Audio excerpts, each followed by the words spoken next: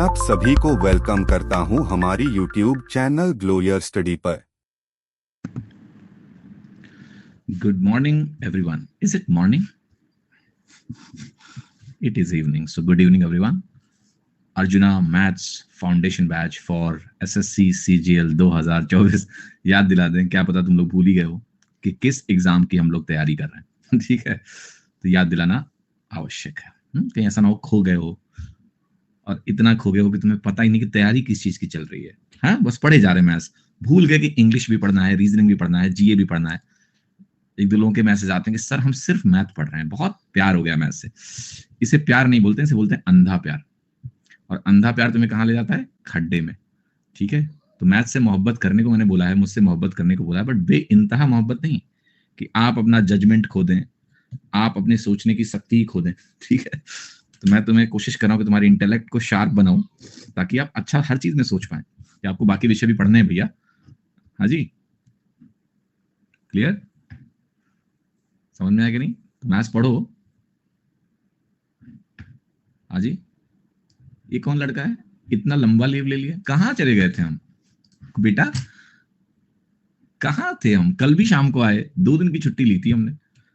Official जो आपकी class decide हुई थी जुलाई में, तब 5 दिन ही क्लास थी। कहाँ लंबा छुट्टी ले लिया मैंने? है 2 दिन। अच्छा, आप गायब हो गए होगे ज्यादा दिन के लिए। अच्छा अच्छा अच्छा अच्छा, ब्लेम ऑन मी ना। ठीक है, कल मेरा पूरा दिन मैथ्स में निकल जाता है, बाकी सब्जेक्ट तो हो नहीं पाता। देखिए, कभी कभी पूरा दिन मैथ्स में निकल जाए तो अच्छी बात है, रोज रोज पूरा दिन अगर मैथ्स में निकल जाए तो ये अच्छी बात नहीं है। ठीक है, क्योंकि आपको बाकी विषय पढ़ने हैं ना। कभी कभी होता है ना, फ्लो इतना बढ़िया बन जाता है, मैथ्स मैथ्स करना अपने आप में एक मेडिटेशन है, तो निकल जाता है, तो अच्छी बात है, वो बुराई नहीं है, बट डेली नहीं है ना। तो you have to have a plan, एक बेसिक प्लान लेके चलो और उसके साथ पढ़ाई करते रहो आप अपनी। ठीक है, चलें शुरू करें क्लास आज की। कितने प्रश्न हो गए थे कल? कितने प्रश्न हो गए थे? 20 कर लिए थे हम लोगों ने। धन्यवाद, आप लोग अच्छा साथ दे रहे हो, तो आगे बढ़ते हैं। हाँ जी, 21वां सवाल करेंगे। जहां आपको कॉन्सेप्ट की कमी नजर आने लगेगी वहां हम रुक जाएंगे, कॉन्सेप्ट सीखेंगे, फिर आगे बढ़ेंगे। ठीक है, गुड इवनिंग सभी को। जो भी बच्चे थोड़े लेट जुड़ रहे हैं उनको भी मेरा, उनकी गुड इवनिंग को मैं स्वीकार कर लेता हूं इकट्ठा, और आगे बढ़ते हैं, पढ़ते हैं। तो 21वां प्रश्न देखिए क्या कह रहा है कि एक सर्टेन सम ऑफ मनी है, इसको हमने इन्वेस्ट किया है 2 टुकड़ों में, इस तरीके से कि जो सिंपल इंटरेस्ट है पहले पार्ट में 16.2/3% पर एनम के रेट से 14 वर्षों के लिए, वो बराबर है simple interest on second part eight the rate of this for 7 years. तो 2 जगह पर सिंपल इंटरेस्ट बराबर है।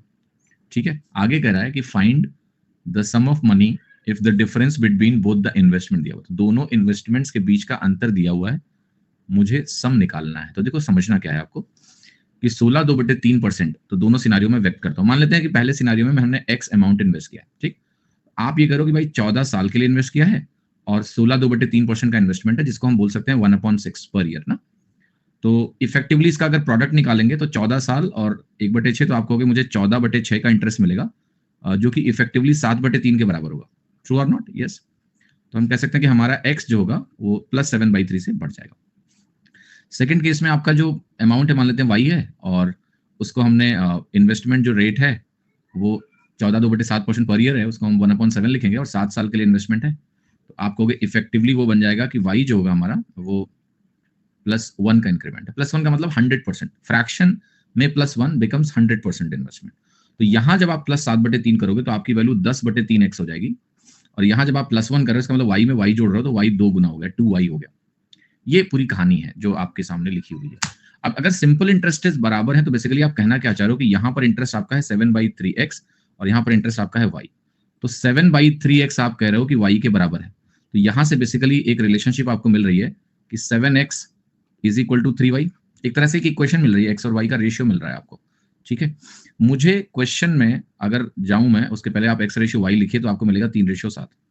x/y आपको 3:7 मिल गया, और आपको बोला गया कि दोनों का अंतर इतना है 2456। दोनों का अंतर अगर आप ध्यान से यहां देखेंगे तो 7 और 3 4 यूनिट का अंतर आएगा, और ये 4 यूनिट का अंतर मुझे 2456 दिया है बालक। 1 यूनिट का अंतर किसके बराबर हो जाएगा? 4 छक्का 24 और 14 चौको 56, 614 आ गया। पूछा क्या है? सम ऑफ मनी। तो सम ऑफ मनी इज 10 यूनिट्स, तो 10 यूनिट्स की वैल्यू हो गई 10 × 614। तो 10 × 614 कहां दिया हुआ है? C option 6140। अब एग्जाम में इतना कुछ लिखने की आवश्यकता हमें है नहीं। क्यों नहीं है? क्योंकि आपको भी पता है एग्जाम में तो हमें बस सिंपल इंटरेस्ट यहाँ लिखना होगा। तो हम कहेंगे 14 साल 1/6, 14/6, 7/3 यानी 7/3x। y देखो 1/7 होता है 7 साल के लिए, हमें पता है कि वो 100% हो गया, तो y पे y इंटरेस्ट आ गया, तो ये दोनों बराबर हो गया, रेशियो आ गया, डिफरेंस आ गया 4 यूनिट इतना, 1 यूनिट इतना, 10 यूनिट इतना। सिंपल सवाल है, ठीक है, कॉम्प्लेक्सिटी नहीं है कोई ऐसी। क्वेश्चन नंबर 22 पे आ जाऊं। क्वेश्चन नंबर 22 पढ़िए, क्या कह रहा है कि एक आदमी के पास एक आउटले है। आउटले का मतलब भी पैसा, इतना पैसा है उसके पास। ये नहीं कि सोचो कि आउटले पैसा बाहर पड़ा हुआ चलो उठा लेते हैं, नहीं, इसका मतलब है इतना पैसा उसके पास है, बाहर नहीं पड़ा हुआ है, आउटले। ऐसे संधि विच्छेद ना करो अंग्रेजी में कि रूट वर्ड निकाला, आउट प्लस ले, बाहर पैसा पड़ा हुआ है चलो उठाते, नहीं। ही spend 45,000 eight 7.5% per annum SI and 1,08,000 eight 8% per annum simple interest. तो दो अलग अलग रेट पे अलग अलग पैसा गया। बाकी का जो पैसा है वो सर्टेन रेट ऑफ इंटरेस्ट पे गया, वो बता नहीं रहे कितना, इस तरीके से कि उसको टोटल जो एनुअल इंटरेस्ट मिल रहा है वो 20,655 का मिल रहा है। हमें बताना है कि जो रेट ऑफ इंटरेस्ट पर एनम होगा जिस पे रिमेनिंग पार्ट गया वो कितना है। अब देखो सवाल बहुत ही सिंपल है, it's not a complex question. पहले तो फ्लो बनाते हैं दिमाग में कि सवाल कैसे होगा। क्या मुझे टोटल इंटरेस्ट दिया गया है? यस, मुझे टोटल इंटरेस्ट प्रोवाइडेड है। मुझे एक पार्ट दिया है उस पर इंटरेस्ट दिया है, तो उस पार्ट का इंटरेस्ट पता है? यस। मुझे दूसरा पार्ट दिया है उस पर इंटरेस्ट दिया, तो क्या मुझे दूसरे पार्ट पे इंटरेस्ट पता है? यस। मुझे टोटल इंटरेस्ट पता है? यस। तो क्या जो तीसरा पार्ट मुझे नहीं पता है उसका इंटरेस्ट मैं निकाल सकता हूं, क्योंकि दो पार्ट का इंटरेस्ट मालूम है, घटा लूंगा निकल जाएगा, ठीक। क्या मुझे तीसरा पार्ट ऑफ इन्वेस्टमेंट पता है, कितना इन्वेस्टमेंट है? यस, क्योंकि 2,25,000 में अगर इन दोनों को घटा लूं तो मुझे इन्वेस्टमेंट पता है, तो मुझे इन्वेस्टमेंट पता है, मुझे इंटरेस्ट पता है, तो मुझे रेट ऑफ इंटरेस्ट मिल जाएगा। तो सिंपल सी बात, पहले आप ये कब करो कि आप कहोगे यहाँ पर ये वैल्यू है 2,25,000 लिखिए, इसमें से मैं 45,000 घटा रहा हूँ, 45,000, 3 जीरो ना लिखते तो भी चलता है ना, जरूरत थी नहीं, क्योंकि तीनों में 3-3 जीरो थे, हटा सकते थे हम सीधे। तो ये 153 बनेगा, और 53 से 47, और 47 में अगर 25 जोड़ेंगे तो कितना आएगा? 73 और 72, ओके, 72। तो ये जो एक पार्ट नहीं मालूम है वो कितना है? वो 72,000 है, क्योंकि ये मैंने कहा इसका टोटल आएगा 153, 47 और 25 आपका 72 हो जाता है, ठीक है, क्लियर है। तो 72,000 ये अमाउंट हो गया। अच्छा, अब देखो कि जो 7.5% है, ये 7.5% है 45,000 का। 7.5% का मतलब होता है 3/40, तो 3/40 मुझे निकालना है 45,000 का। ये कैलकुलेशन करिए, 1 जीरो कटा, और अगर मैं कहूँ ये 45,000 है, अगर मैं इसको 4 से काटूंगा तो 1100 तो ऐसे आएगा, 1125 आ जाएगा, तो ये हो गया आपका 3375। ये इस पे इंटरेस्ट मिला मुझे। फिर जो हमारा 1,08,000 है उस पर 8% है, तो सिंपली उसको ऐसे लिख सकता हूँ मैं, 8%, 1,08,000 तो 1,080 मल्टीप्लाई हो जाएगा, तो ये वैल्यू आ जाएगी आपकी 8,640, ये वैल्यू आ गई। तो अगर मैं देखूं कि मुझे टोटल जो इंटरेस्ट मिला है वो 20,655 का मिला है, उसमें से मुझे इन दोनों को घटाना है, मुझे 3375 घटाना है, और मुझे 4640 माइनस करना है। ये दोनों वैल्यूज मुझे क्या करनी है? सब्ट्रैक्ट करनी है, and then I will get my answer. तो ये अगला एक स्टेप है जो आपको परफॉर्म करना पड़ेगा, घटाना पड़ेगा। तो घटा लेते हैं यार पहले, एक काम करते हैं, नेगेटिव यहाँ लिख देते हैं सीधे। 75 40 जोड़ोगे 115 आएगा, 15 लिखिए, 100 जुड़ गया तो 34 और 86 120 हो गया, तो ये 12,015 हो गया। अब इसमें अगर मैं 12,015 घटा रहा हूँ तो एक तो वैल्यू मुझे लगेगी 640 बरोबर, और 8,000, तो ये 8,640 बेसिकली यहाँ पर आएगा। क्लियर? कैलकुलेट करके आप देख लो क्या वैल्यू आ रही है आपकी। 8,640 आ रही है। अनिता जी कहने 3/40 कैसे? अनिता जी 1/40 2.5% होता है बेटा, तो 3/40 क्या होगा? 7.5% होगा, परसेंटेज टू फ्रैक्शन कन्वर्जन। 8640 जैसे ही आया, फिर आप कहोगे 72,000 रुपए पे हमारा जो इंटरेस्ट निकल के आया वो आया 8640। क्या आया? 8640। अब मुझे ये निकालना है कि ये कितना प्रतिशत के बराबर है, उससे हमें रेट ऑफ इंटरेस्ट पर एनम मिल जाएगा। तो ये जब आप निकालने जाओगे तो ये कितना परसेंटेज है, तो आप कहोगे देखो ये 10% हो गया, 7200, 10% हो गया ना, किसी भी चीज का 10% क्या होता है? 1/10। उसके बाद कितना बाकी है जरा देखो, आप कहोगे 1440 और बाकी है। बस इसको ध्यान से देखो, 1% 720 होता है इसका, उसका 2 गुना है, तो 2% और है, तो इस तरह से आप बोल सकते हो कि ये 12% है। आप चाहें तो विभाजित करके भी निकालेंगे तो यही आएगा, बस इतना मेहनत कौन करेगा। आप ऑप्शन देखना सीखो बेटा। अगर आप ऑप्शन देखो तो आप देखते ही बोलोगे कि ये 10% से बड़ा है। क्यों? क्योंकि 10% 7200 है, 10% से बड़ा है, और जैसे आपने बोला 10% से बड़ा है, ये अपना मुंह छुपा के भाग लेंगे कि हम तो है नहीं 12%। 10% से बड़ा एक ही ऑप्शन है ना, तो कैलकुलेशन क्यों करनी है अगर ऐसा ऑप्शन है तो, ठीक। तो ये आपका 10% से बड़ा देखना ही यहाँ पर काफी है। अब जो लोग ऑप्शन नहीं देखते हैं, जिनकी आदत ऑप्शन देखने की है ही नहीं है, वो कहते हैं ऑप्शन देख लेना ही चीटिंग है, हम तो 10th की तरह सॉल्व करेंगे जैसे हम 10th में करते थे। तो फिर क्या ही होगा आपका, ठीक है, फिर बैठ के निकालो, कैलकुलेट करो। लेकिन अगर आप अपने ऑप्शन पहले ही देख लिया कि अच्छा ये ऑप्शन है, और आप कहोगे मेरा आंसर 10 से बड़ा है, तो आपका आंसर क्या है? 10% से बड़ा का मतलब आंसर एक ही हो सकता है, वो है सी। एक बार और नहीं बताएंगे, घर बेटा रिवाइज कर लेना इस सवाल को, समझ में आ जाएगा, ठीक है, क्योंकि बहुत धीरे धीरे बताया मैंने। ओके, रिवाइज करोगे तुरंत समझ में आएगा घर पे। आगे का सवाल देखो, वहां क्लैरिटी मिलेगी आपको। लास्ट स्टेप में मैंने परसेंटेज निकाला है, बस परसेंटेज कैलकुलेशन है, ठीक है, तो एक बार रिवाइज कर लेना घर पे वाला। एक आदमी ने इन्वेस्ट किया है 5/12 टोटल प्रिंसिपल का 9% के रेट पे, 2/9 11% के रेट पे, और बाकी 16% के रेट पे सिंपल इंटरेस्ट पे। टोटल सिंपल इंटरेस्ट 1 साल का मुझे दिया हुआ है, इतना है। आपको टोटल इन्वेस्टमेंट बतानी है कितनी है। अब इस सवाल को करने के 2 तरीके हैं।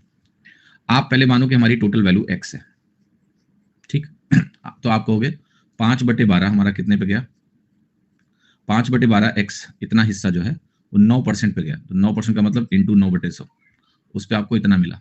फिर 2/9 हिस्सा 11% पे गया, तो इंटू 11/100 प्लस। अब 5/12 और 2/9, एक हिस्सा मान लेते हैं शुरू में था मेरा, इसमें 5/12 चला गया और 2/9 चला गया, तो अगर मैं एलसीएम लूंगा तो 36 बनेगा, तो यहाँ 36 बना, यहाँ 12 तिहाई 36, तो 5 तिहाई 15, 9 चौके 36, 4 दूनी 8, 15 8 23, तो ये वैल्यू हो गई 13/36, है ना, 15 8 23 तो 13/36। तो आप कहोगे 13/36वां जो हिस्सा है उस वैल्यू का, वो 16% सिंपल इंटरेस्ट पे गया है, तो इंटू 16/100, और ये वैल्यू फिर आप कहोगे 2586 के बराबर है, और आप इसको सॉल्व करिए, एक्स का वैल्यू आपका आंसर है। बट ये तरीका आपको नहीं लगाना है, ये मेथड 1 जो है ये लिख के रिजेक्ट कर दो। दूसरा तरीका ये है कि हम इस सवाल में सिंपल वेटेड एवरेज का इस्तेमाल करें। आप कहोगे 1/12 का इस्तेमाल हुआ है क्योंकि 5/12 है, 2/9 का इस्तेमाल हुआ है, तो 9 और 12 को देखते ही आप पहले ही टोटल को 36 मान लो, और अगर आप टोटल को 36 मानोगे तो जब आप 5/12 36 का निकालोगे तो 5/12 इंटू 36 कितना आएगा, 15 यूनिट आएगा। आप यहाँ 15 यूनिट लिखिए। 13/36 वाला इधर देखो, अभी आपको यहाँ भी समझ में आ जाएगा कैसे आया। ये तो मैंने बेसिक कैलकुलेशन जो बचपन में करते थे ना, कि शुरू में मेरे पास 1 यूनिट है, उसमें 5/12 चला गया, 2/9 चला गया, सॉल्व करके दिखा दिया आपके सामने, तो कैसे मत पूछिए। दूसरा तरीका यहाँ देखो, फिर आप करो 2/9 हिस्सा, 2/9 कितना होगा, 2/9 इंटू 36 निकालो, और 2/9 इंटू 36 निकालोगे, 9 चौके 36, 4 दूनी 8 आ जाएगा, 15 8 23, 36 में से कितना बचा, 13, बस। तो ये 13/36 अगर फ्रैक्शन में लिखना चाहो तो, ठीक है। एनीवे, अब यहां कह रहा है कि इस वैल्यू पे मुझे 9% मिला है, इस वैल्यू पे मुझे 11% मिला है, यहां पर मुझे 16% मिला, ये सवाल का मतलब है। अब इस डेटा को आप या तो वेटेड एवरेज यूज करके नेट इंटरेस्ट निकाल लीजिए। तो वेटेड एवरेज यूज करोगे तो 15 नवैया मिलता है 135, यहाँ लिखिए 135, दिस इंटू दिस, 8 इंटू 11 मिलता है 88, 13 इंटू 16, 13 इंटू 16 करोगे तो कितना मिलेगा, व्हाट इज 13 इंटू 16, 13 इंटू 16 कितना होता है, 208। ये मैंने इसलिए पूछा है बिकॉज ये मल्टीप्लीकेशन आपको याद होना चाहिए। अब याद हो जाएगा क्योंकि आपने थोड़ा सा इस पर ध्यान दिया है। 13 इंटू 16 208 होता है, ये इंपॉर्टेंट प्रोडक्ट है, तो कैलकुलेट नहीं करना, याद रहना चाहिए, याद हो जाएगा धीरे धीरे, चिंता ना करो। तो ये वैल्यू हो गई डिवाइडेड बाई 15 8 23, ये क्वांटिटी रेशियो हो गया एक तरह से, ये क्वांटिटीज है, क्वांटिटी रेशियो हो गया 13 8 21, 21 और 15 36, जोड़ना नहीं है क्योंकि टोटल यहाँ 36 लिखा, उठा के लिख दो, ठीक है। ये परसेंटेज अगर हम प्रिंसिपल का यूज करेंगे, जो प्रिंसिपल आप मान लो x है, तो वो वैल्यू 2586 के बराबर आएगी। अब टोटल करते हैं, जोड़ लेते हैं, तो ये बनेगा 296 और ये वैल्यू बनेगी आपकी 331, क्या 431, 431 ये वैल्यू बनेगी 431 upon 36 percentage of x is equal to 2586। अब इसको आप 6 बार ले जाओ मुझे से, 6 चौके 24 होता है, 31 छक्का 186 होता है, कट जाएगा। x की वैल्यू यहां से आएगी 216 क्योंकि 36 छक्के 216 होता है, और 2 जीरो परसेंटेज की वजह से लग जाएगा, तो ये मेरा आंसर हुआ। ये मेरा तरीका नंबर 2 हुआ, ये ऑप्शन, ठीक, जो कि अच्छा तरीका है। अब मैं आता हूं तरीका नंबर 3 पे। तरीका नंबर 3 क्या है,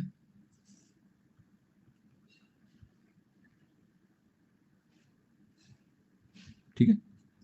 तरीका नंबर 3 क्या होगा कि हमें क्वांटिटी का रेशियो एक तरह से पता है कि अगर हमने टोटल को 36 माना है तो टोटल में इतने इतने पार्ट से मुझे इतना इतना मुनाफा मिल रहा है, और टोटल मुनाफा हमें मिल रहा है 2586 का।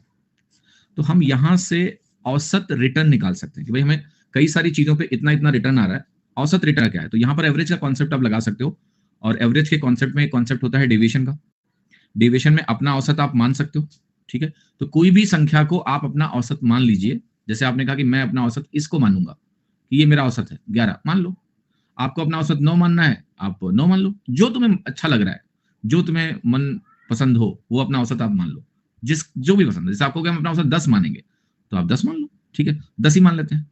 10 हमने औसत माना तो ये -1 का डेविएशन देगा, तो ये -15 हो गया। 10 हमने अपना औसत माना तो ये हमें +1 का डेविएशन देगा, तो ये +1 × 8 हो गया। हमने अपना औसत अगर 10 मान रखा है, तो अगर हम 16 की बात करें तो +6 दे रहा है, 13 × 6 बनेगा और 13 × 6 हमें +78 देगा। और इसको हमें क्या करना है, 36 हिस्सों में विभाजित करना पड़ेगा। टोटल 36 हिस्से हैं ना, तो नेट जो आपका परसेंटेज निकलेगा वो यहां से निकलेगा। ठीक है, जैसे ये वैल्यू हो जाएगी -7 71/36, तो 10 - 71/36 परसेंटेज आपकी वैल्यू आ गई। ओके, और क्या माइनस होगा प्लस होगा? प्लस होगा, बिकॉज यहाँ पर नेट प्लस आया, पॉजिटिव आया। आप देखो इस वैल्यू को, 360 + 71 कितना बना?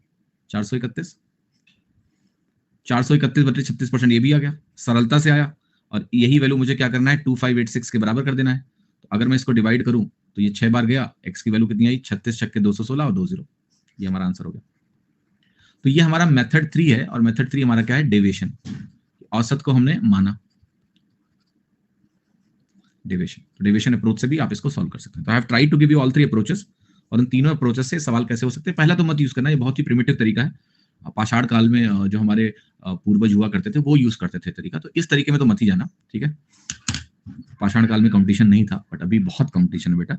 यू हैव टू इंश्योर कि मॉडर्न मैन की तरह थोड़ा सा काम करें। ठीक, तो या तो ये यूज कर लो, फिर भी ठीक है। और वैसे आधुनिक जो पुरुष हैं और महिलाएं हैं वो ये मेथड यूज करती हैं, डेविएशन मेथड, काफी फास्ट है। ठीक है, क्वेश्चन नंबर 24 समझ में आ गया सभी को? हाँ जी, चलो क्वेश्चन नंबर 24वां सवाल देखिए। कह रहा है दिगम जो है वो इन्वेस्ट करता है 10% अपनी सैलरी का म्यूचुअल फंड में, 20% फिक्स डिपॉजिट में। आप तो रहोगे ऐसे दिन हमारे कब आएंगे, नौकरी लगे हम भी इन्वेस्टमेंट करें। यूट्यूब पे देखते रहते होगे कि वो 20 साल में इन्वेस्टमेंट करके करोड़पति बना। ठीक है, 30% of the remaining salary spent on shopping and 20% of the remaining salary on food. आपको एक फैक्ट बताऊं, स्टॉक मार्केट में 95% लोग अपना पैसा लूज करते हैं। Okay, so invest wisely. When you see any video that somebody got rich, there is no trick to get rich. That's what people believe. Okay, that there is a trick that I'll become rich faster. There is no trick. For some people, it's like probability, right? Out of 100, 95% lose, so 5% win the lottery. Okay, 5% win the lottery. That doesn't mean that you are so going to be in that 5%. You can be. The possibility of you being in 95% is higher, right? So there is no quick get rich scheme. But yes it's good to spend your money in stock market. You have to have a portfolio जहां पर आपका investment अगर different जगहों पर होगा, because look the bank gives you only how much interest on saving percent पे तो interest नाम की कोई चीज बहुत कम होती है, 4% का इंटरेस्ट है शायद सेविंग पे। एफडी मार दोगे 6-6.5% का इंटरेस्ट मिलता है। But if you go and see inflation, it is more, महंगाई दर जो है वो एफडी के रेट से ज्यादा है। तो डेफिनेटली अगर आपका पैसा एफडी में भी पड़ा है तो भी आप पैसा लूज कर रहे हो एक तरह से। 100 रुपए की चीज नेक्स्ट ईयर हो गई 110 की, और तुम्हारा 100 रुपए जो बैंक में पड़ा है एफडी पे वो 106.5 हो गया। ठीक है, और जो 6.5 तुमने इंटरेस्ट कमाया उससे भी टैक्स देना पड़ेगा तुमको। And therefore it's good to have different investments in life, but don't hope कि तुम तुरंत करोड़पति बन जाओगे। ठीक है, सवाल ना होते। Mutual fund 20% into the fixed deposit. Okay, basic से पढ़ना है बेटा, बेसिक ही है विजय बाबू, बट मेरा बेसिक थोड़ा अलग सा होता है। हाँ जी, तो अगर आपके पास धैर्य है कि आप प्रतिशत ठीक से देख लो, प्रॉफिट एंड लॉस ठीक से देख लो, तो ये बेसिक ही पढ़ा रहा हूँ मैं, ज्यादा आसान तरीके से ही पढ़ा रहा हूँ जो सबको समझ में आएगा। व्यवहारिक भाषा में पढ़ाता हूँ मैं। बेसिक का मतलब वो फॉर्मूला नहीं है मेरे लिए, ठीक है, अंडरस्टैंडिंग है, तो वो मैं देता हूँ। आ जाओ, 10% टोटल सैलरी का म्यूचुअल फंड में गया, 20% फिक्स डिपॉजिट में गया, बाकी का जो 30% है वो सैलरी का जो स्पेंड हुआ शॉपिंग में, और जो 20% है रिमेनिंग सैलरी का वो फूड में गया, 45% रिमेनिंग का रेंट में गया, और उसने बाकी जो 9,702 रुपए थे वो अदर स्मॉल एक्सपेंडिचर में खर्च किया। आपको बताना है कि जो अमाउंट वो रिसीव करता है is interest from FD after 1 year, अगर रेट ऑफ इंटरेस्ट 11.1/9% है। तो यहाँ पर जो जानकारी दी है कि एफडी का इंटरेस्ट रेट 11.1/9% है, एफडी फिक्स डिपॉजिट। तो मुझे करना क्या है, मुझे ही निकालना है कि फिक्स डिपॉजिट में पैसा कितना गया। अगर मैं वो निकालूं तो 1 साल बाद कितना करना है। विजय जी अर्जुना बैच फॉलो करिए स्टार्ट से, ठीक है। ओके, चलिए यहाँ जाइए। अब 10% टोटल सैलरी का म्यूचुअल फंड में गया, तो मेरी टोटल सैलरी मान लेते हैं 100 यूनिट्स है, लेट्स से 100 यूनिट्स है, 10% म्यूचुअल फंड में गया तो 90 बचा, ठीक है। 10% मतलब 10 रुपए चला गया, 10 यूनिट चला गया। इसका 20% चला गया, 20% आपको पता है 18 यूनिट होगा, 90 का 20% 18 होगा ना, 10% 9, 20% 18, तो 90 - 18 कितना होगा, 72 होगा। तो यहाँ मैंने 72 लिख दिया, ठीक है, 72 हो गया। 72 के बाद 30% जो बाकी सैलरी है वो शॉपिंग में गई and 20% of the remaining salary food में गई। क्लियर? अब यहां पर थोड़ा दशमलव से आपका इनकाउंटर हो रहा है। ऑलराइट, कहां रिमेनिंग नहीं बोला है? 10% total salary in mutual fund and 20%। हाँ, बात तो आप सही बोल रहे हो, ये बात आपकी सही है कि यहाँ रिमेनिंग इसने नहीं बोला है, तो 20% हम सक्सेसिव में क्यों घटा रहे हैं? बिल्कुल एग्री विद यू। तो हम ऐसे कहेंगे, यहाँ पर देखिए सवाल क्या है, ऐसे नहीं है, है ना। यहाँ पर सवाल यह कि 100 है, 100 में से 10% आपका चला गया सैलरी में, टोटल सैलरी का म्यूचुअल फंड में, 20% इंटू फिक्स डिपॉजिट। तो ये 20 और 10 30 आप सीधे हटा सकते हो। ठीक है, 20 और 30 आप सीधे हटा सकते हो, तो बेसिकली 70 बचेगा यहाँ से। अब 70 का 30% कहां गया? 70 का 30% जो कि 21 के बराबर होगा। 21 गया तो ये वैल्यू कितनी बची हमारी? 49। यस, 49 बची या 59 बची? 49। 49 हमारा बचा, इसका 20% हमारा गया फूड में, इसका 20% आपका होगा 9.8, तो 9 घटाओगे फिर 10.8 हटाओगे तो आपको मिलेगा 39.2। ये पैसा बचा। अब कह रहा है 45% of the remaining on rent. अब इसका 45% रेंट में गया तो बचा इसका 55%, राइट। तो मैं ऐसा लिखूं कि इसका 55% बच रहा है, यानी 55/100 इंटू 39.2, ये पैसा मेरे पास बच रहा है, राइट। फिर इसका हम अल्टरनेट तरीका भी बताएंगे कि इसको क्या को किसी और तरीके से लिख सकते थे क्या। तो ये वैल्यू जो है हमारी, ये 9702 के बराबर दी है। अब यहां से अगर मैं डिवाइड करूं और मैं डिवाइड करके वैल्यू कैलकुलेट करने की कोशिश करूं तो आप कहोगे सीधे कि 11 से तो कटेगा, ये 11 5 55, 11 से भी कट रहा है क्योंकि 7 2 9 और 9 और 0 9 नंबर सिस्टम अगर आपने कभी जिंदगी में पढ़ी है डिविजिबिलिटी, तो अल्टरनेट प्लेस का सम ले लो, 7 2 9 9 और 0 9 घटाओ, अगर 0 आ रहा है या 11 का मल्टीपल आ रहा है तो 11 से कट जाता है, 11 से काटते हैं, तो 11 8 88, 88 के बाद 9, 11 8 88, 11 2 9 22, ये वैल्यू आ गई। तो 11 से हमारी वैल्यू कट रही है बढ़िया मजेदार तरीके से। फिर ये 5 है तो देखो ये 20 से भी कट जाएगा एक तरह से, चाहो तो 20 लिख लो। 20 लिखने के बाद अब हमें क्या करना है, इसको काटने में थोड़ा सा एफर्ट हमारा जाएगा, बट परेशान नहीं होना है, राइट। और कैलकुलेट तो करना ही पड़ेगा, तो कैलकुलेट करो इसको और मुझे बताओ कि ये वैल्यू कितनी कैलकुलेट होकर आ रही है। मतलब आपकी 1 यूनिट की वैल्यू अगर मुझे निकालनी हो तो ये आएगी 20 इंटू 882 डिवाइडेड बाई 39.2। ये हमारी 1 यूनिट की वैल्यू है। फिर यहां से हमें क्या निकालनी है? 100 यूनिट की वैल्यू निकालनी होगी, बट एक्चुअली आप कहोगे मुझे 20 यूनिट की वैल्यू चाहिए। जो एफडी में पैसा गया है ना, वो इसका 20% है, तो मुझे अल्टीमेटली 20 यूनिट्स की वैल्यू चाहिए। और उस 20 यूनिट्स की वैल्यू पे मुझे क्या करना है? मुझे प्लस 1/9 का इंटरेस्ट लगाना है। तो मुझे find the amount received as interest. तो अल्टीमेटली आपको पता है क्या निकालना है? मैं लिखता हूं। अल्टीमेटली आपको 1 यूनिट पता है, आपको 20/9 यूनिट की वैल्यू चाहिए। तो आपको जो निकालना है वो ये निकालना है, 20/9 इंटू 20 इंटू 882/39.2। क्या ये कैलकुलेटिव सवाल है? यस। काटो 9 से, 9 से कट जा रहा है, 8 8 16 2 18, तो 9 9 81, 9 8 72, ये आ गया 98। 98 आने के बाद अब क्या करूं मैं, कैसे करूं? तो आपको ये 4 से कट रहा है, ठीक है। अगर मैं इसको 4 से काटूं, बेसिकली 2 दूनी 4, कितना आएगा? 4 9 36, 4 8 32, कट गया। अब मजेदार बात है कि ये वैल्यू आ गई 10, और 10 के आगे यहाँ 2 जीरो बचे हैं तो 1000 आ गई, 1000। क्या ये सवाल कैलकुलेटिव है? जी हाँ, this is a calculative question. The one way to save little calculation will be कि हम इसको ऐसे ही शुरू से लिखें। हम लिखें कि हमारे पास एक एक्स वैल्यू है, 70% हुई तो 7/10 हो गई, फिर 70 पर 30% गया तो 7/10 हो गई, फिर 20% गया तो 4/5 हो गई, फिर 45% गया तो जो बचने वाली वैल्यू है वो कितनी होगी? 55/100 होगी, राइट। और 55/100 या 45% को आप ऐसे सोलो 9/20, तो 9/20 होगा तो वैल्यू 11/20 गुना बचेगी। अगर कोई चीज 45% से रिड्यूस हो रही तो 11/20 गुना होगी। एंड देन आप बोलो कि ये वाली वैल्यू हमारी 9702 है। फिर आपको पता है यहां से मैं x निकाल लूंगा, मेरा आंसर x नहीं है, ठीक है, मेरा आंसर x नहीं है। बट यहां इस तरह से लिखने से आपका कैंसिलेशन थोड़ा सरल तरीके से आपको दिखेगा कि जैसे वैल्यू आप 11 से काटोगे तो वही 11 8 88, 882 आ जाएगा पहले, ठीक है। 882 आने के बाद जो बाकी वैल्यू है उनसे आप काट सकते हो। और आपको पता है आपको निकालना क्या है, आपको x नहीं निकालना है। मैं फिर से रिपीट कर रहा हूं, मुझे जो आंसर चाहिए वो ये है कि x का 20% क्या है? x/5 है, ये पैसा एफडी में गया है। फिर इस पे मुझे क्या करना है? मुझे 1/9 का इंटरेस्ट चाहिए, तो मुझे निकालना है x/45। ये ध्यान रखना, ये मेरा आंसर है। x/5 एफडी में गया, उस पर 1/9 का इंटरेस्ट है, तो मुझे x/45 चाहिए, 1/9 ऑफ x/5। तो अगर आप यहां से x निकालोगे तो मुझे x/45 चाहिए। तो वो भी एक तरीका है कैलकुलेशन का कि आपको x/45 कैलकुलेट करना है। That's what you have to figure out. तो आप यहाँ से x/45 निकालो, आपका आंसर आ जाएगा। बट ये थोड़ा सा टाइम टेकिंग क्वेश्चन है because of nature of the question. Nature of the question ऐसा है तो कैलकुलेशन करनी पड़ेगी।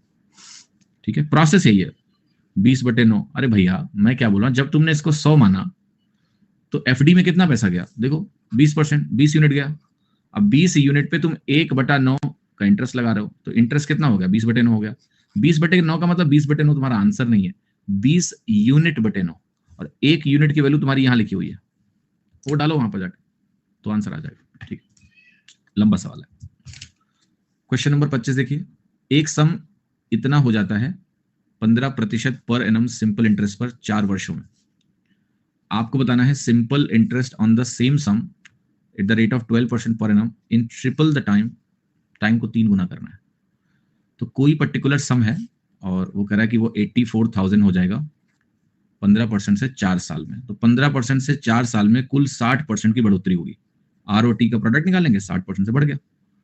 अब 60% बढ़ने का मतलब आप सभी जानते हो कि कोई भी चीज अगर 5 होती है मेरी तो 8 बन जाती है, ठीक नहीं होती है, क्योंकि 60% का मतलब ही होता है +3/5 हो जाना। +3/5 होने का मतलब होता है कि कोई चीज शुरू में 3 हो तो 5 है तो 8 हो जाएगी। तो आपको यहां से प्रिंसिपल निकाल सकते हो आप, क्योंकि आप कहोगे 8 से 10,000 और 500, 10,500 गुना हुआ ये। तो यहां अगर मैं 5 से इसको गुणा कर दूं तो 10 बचे 50 बनेगा और 25 बनेगा, 52,500 आ गया आपका वैल्यू। 52,500 आपका प्रिंसिपल अमाउंट हो गया। ये हमारा फाइनल अमाउंट है। अब मुझे 12% का रेट लगाना है, 3 गुना समय लेना है। 3 गुना समय का मतलब कितना हो गया, 4×3 12 वर्ष। तो आप कहोगे 5,2500 यानी 52,500, 12% 12 साल, यही तो बोल रहा है ये। 12% 12 ईयर्स बोल रहा है, 3 गुना समय ले लिया। तो बेसिकली आप क्या कर रहे हो कि 525,00 पे हमें 144% का इंटरेस्ट लगाना है। True, yes. कितने लोगों को समझ में आ रही है बात? We have to put interest of 144%, yes. कैसे लगाऊं मैं इसको, 144% से किसी वैल्यू को बढ़ाना है तो कैसे बढ़ाऊं? आप कहोगे किसी भी वैल्यू को हमें क्या निकालना है, सिंपल इंटरेस्ट निकालना है, तो मुझे 144% निकालना है 52500। अब जरा परसेंटेज को थोड़ा सा याद करोगे, कर लो थोड़ा सा, ज्यादा नहीं, थोड़ा सा याद कर लेते हैं। क्या मैं इस वैल्यू को ऐसा लिखूं, आपको कोई तकलीफ है कि 52.5% ऑफ या 525% of 14400? Yes, you should not have any problem, से यस। अब किसी भी चीज का हम 500% अगर निकालते हैं तो 5 गुना होती है। 500% 5 गुना होता है, तो इसका 5 गुना करेंगे। 5 गुना कैसे करोगे किसी भी चीज का, क्या करते हैं हम, 10/2 कर लेते हैं, तो ये बन जाएगा आपका 72,000। फिर किसी भी चीज का 25% बचा वो निकालना है, 1/4 हो गया।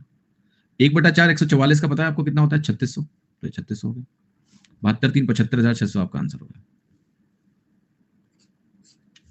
That's how you can calculate. नहीं, ज्यादा कॉम्प्लेक्स मत बनाओ कि उसको फ्रैक्शन में नहीं लिखो ना, क्यों लिखना है, सीधे 500 + 25 लिखो ना। इवन आप 44 भी आसानी से निकाल सकते थे, बट ये ज्यादा कन्वीनियंट है बिकॉज आपको 5 गुना और 25% करना है। तो कोई भी परसेंटेज कैलकुलेशन को आप x% ऑफ y, जो हमने परसेंटेज में कॉन्सेप्ट पढ़ा, x% of y equals to y% of x, इस तरीके से देख सकते हो, कोई तकलीफ नहीं है। x% ऑफ y हमारा y% ऑफ x के इक्वल होता है, बराबर होता है। 10,500 बता दूं नूपुर जी, मैंने सिर्फ ये बोला कि जब भी कोई चीज 60% से बढ़ती थी परसेंटेज में, तो इनिशियल वैल्यू अगर 5 मानूं तो फाइनल वैल्यू 8 होगी। ये अनुपात है, ये +3/5 होता है परसेंटेज में 60% की वैल्यू। तो 8 यूनिट अगर इसके बराबर है तो मैंने 1 यूनिट की वैल्यू निकाली और उसी 1 यूनिट से यहां गुणा कर दिया, इससे गुणा करके मुझे प्रिंसिपल मिल गया। This is one of the way of solving, है ना। 26वें सवाल पे आइए। आर्ट ऑफ कैलकुलेशन समझ में नहीं आया तो घर पे बैठ के थोड़ा बेटा इस पे ध्यान देना। Okay, clear? हाँ जी। क्वेश्चन नंबर 26, एक सम ऑफ मनी है certain rate per annum of simple interest, वो डबल हो जाता है 5 वर्षों में और different rate becomes 3 times in 16 years. The difference between their rate of interest is. चलो सवाल पढ़ो और उत्तर निकालो जरा। तो कह रहा है कि भाई देखो सिंपल इंटरेस्ट पे 5 साल में दुगना हो जाता है, यानी 5 साल में कोई चीज दुगनी होती, तो मैंने आपको इसका लॉजिक समझाया था कि कोई चीज 100% से बढ़ जाएगी, 5 साल में दुगनी हो जाएगी, यानी 20% का रेट ऑफ इंटरेस्ट है। तो पहला स्टेटमेंट पढ़ के आप बोलो कि रेट ऑफ इंटरेस्ट 20% का है। देखो जो सिर्फ फॉर्मूला पढ़ता है वो इन चीजों को सोच नहीं पाएगा कभी, इसलिए मैं आपको सोचने पे ध्यान देता हूं कि डबल हुआ तो क्या हुआ, 100% बढ़ा 5 साल में, यानी हर साल 20% से बढ़ा। आप रेट को ऐसे लिख पाएंगे। फिर एक और रेट है जिससे 16 साल में कितना गुना हुआ, 3 गुना हुआ। जब कोई चीज 3 गुना होती है ना तो 200% से बढ़ती है 16 सालों में। आर और टी का प्रोडक्ट 200 होता है। 200/16 किसके बराबर होगा बताओगे आप, 12.5। तो दूसरा जो रेट आया R1 20% आया मेरा, और R2 कितना आया 12.5%। अगर मैं अंतर की बात करूं R1 माइनस R2 की, R1 माइनस R2 यहां से 7.5% आ गया, आंसर होगा अभी। क्लियर है सभी को? यस, सिंपल सवाल है, कोई मुश्किलात नहीं होगी। क्लियर? हाँ जी, 27वां सवाल देखो। A sum of money is divided in two parts in the ratio 3:5. Both part को हमने इन्वेस्ट किया है डिफरेंट स्कीम्स में, working on simple interest for 3 years. The rate of interest in first alone, where a smaller part is invested, is 15%, while that in second scheme is 12%. The interest earned on second part is rupees 6750 more than the interest earned on the first part. Find the total sum of money. सवाल अच्छा है, समय थोड़ा लगेगा। दो तरह के पैसे हैं, 3:5 के रेशियो में दिए, दोनों पार्ट को हमने 3 साल में डाल दिया। कहानी क्या है कि जो स्मॉलर पैसा है वो 15% पे गया, ठीक है, और जो दूसरी स्कीम है वो 12% पे है। तो अब हमें समझना क्या है, देखिए कि 15% और 12% ये दो रेट हो गए। आपको ही पता है कि 3:5 का मामला है। एक चीज जो इन्होंने दी है कि यहां से अगर मैं इसकी कैलकुलेशन करूं कि टाइम पीरियड 3 ईयर्स है, तो 3 ईयर्स में यहां 45% बनेगा और यहां आपकी 60% वैल्यू बनने वाली है। अब मैं कहूंगा कि यहां से जब मैं इंटरेस्ट निकल, डेफिनेटली यहां रेट ज्यादा है, टोटल रेट ज्यादा है और टाइम पीरियड भी ज्यादा है, यहां थोड़ा सा चेंजेस हैं। तो व्हाट आई कैन डू, क्योंकि मुझे 3/5 यहाँ लिखना है और मुझे यहाँ 9/20 यहाँ लिखना है, एक तरह से आप समझो। तो यहाँ तो 5 है, यहाँ 20 चाहिए मुझे, तो मैं 20 से मल्टीप्लाई कर लूँ तो इसको मैं 60 और 100 सीधे लिख सकता हूँ। अब मैं इंटरेस्ट आसानी से लिख पाऊंगा, क्योंकि 45% अगर इंटरेस्ट है तो 45% का मतलब है 9/20, क्योंकि 5% 1/20 होता है। यहाँ 100% है, 60% तो 60 ही हो जाएगा सीधे। तो अब आप लिखो जरा SI, एक जगह SI आया 60, एक जगह SI 9/20 से निकलेगा 60 के, तो 9/20 इंटू 60 अगर आप निकालते हो 20 या 60, 27 यूनिट आएगा। तो सिंपल इंटरेस्ट का जो अंतर आया वो 6750 है, यहाँ दिया हुआ है। यहां से मैं निकाल सकता हूं कि मेरी जो 33 यूनिट्स हैं वो 6750 के बराबर है। 33 दुना क्या हुआ, 66, कट नहीं रहा यार, क्या हुआ, एक मिनट, 36 होगा क्या, 9/20 इंटू 60, 60 पर, एक मिनट, क्या गड़बड़ कर दिया मैंने, 12 3 36, 12 था क्या, ओके, मैंने उसको 15 लिख दिया। अच्छा, इसको मैंने जबरदस्ती 60 लिख दिया है, अच्छा, इसी से गुणा कर दिया मैंने, ओके, गलत बात है, तो 36% होगा, सही बात है, 36 ही होगा तो, ओके, क्लियर, ठीक है, अच्छी बात है। तो ये बनेगा 36 माइनस 27 बनेगा फिर तो,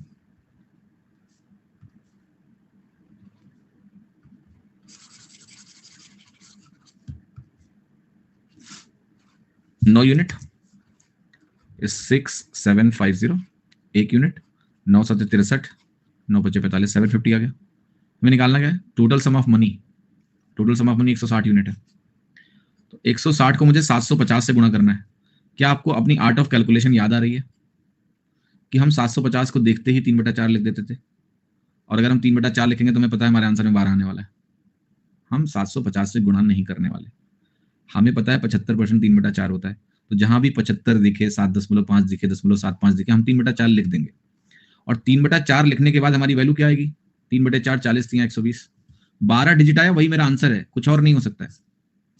कोई और आंसर ऐसा नहीं जहां पर सिर्फ 1 2 मौजूद हो, ये आंसर है, नंबर ऑफ जीरो काउंट ही नहीं करने। और शक के लोगों के लिए लिख देता हूं कि ये वैल्यू 3000/4 के बराबर है, काट लो, आपकी आंसर ही आएगा। But just think about 3/4 and it's power, है ना, आर्ट ऑफ कैलकुलेशन, राइट। 12 देखो, आगे बढ़ो, क्यों सोचना इतना। हाँ जी, बहुत मौके मिलेंगे जीवन में आगे सोचने का, अभी कम सोचो। 4 ऑप्शन दिए हैं, 4 ऑप्शन में हमें यही पता करना है ना कौन सही है कौन नहीं है। क्लियर, आंसर क्या होगा, make sense, yes. Question number 28, a sum of money 5120 हो जाएगा 4 वर्षों में। रेट ऑफ इंटरेस्ट को अगर 20% से बढ़ा दिया जाए तो यही अमाउंट 5344 हो जाएगा उतने ही समय में। आपको बताना रेट ऑफ इंटरेस्ट क्या है। कौन कह रहा है नो कैसे, अरे भैया, यहां इंटरेस्ट 36 यूनिट का आया, 20 तिया 60, 9 तिरिक 27 यूनिट का यहाँ इंटरेस्ट है। 36% 100 का 36 यूनिट है, अंतर 9 ही होगा ना, साफ साफ लिखा हुआ है यहाँ पर देखो, 36 माइनस 27। तो देखो पहले आपका अमाउंट 5120 है, फिर आपका अमाउंट 5344 हो गया। अमाउंट कितने से बढ़ा? आपने कहा 214 से बढ़ गया। अब मेरा अगला सवाल सुनना ध्यान से, 224 से बढ़ गया, सॉरी। अगर मेरा अमाउंट 224 से बढ़ा तो ये बढ़ा क्यों? प्रिंसिपल तो सेम है, बढ़ता है क्योंकि इंटरेस्ट बढ़ गया। बढ़ा कि नहीं इंटरेस्ट? यस।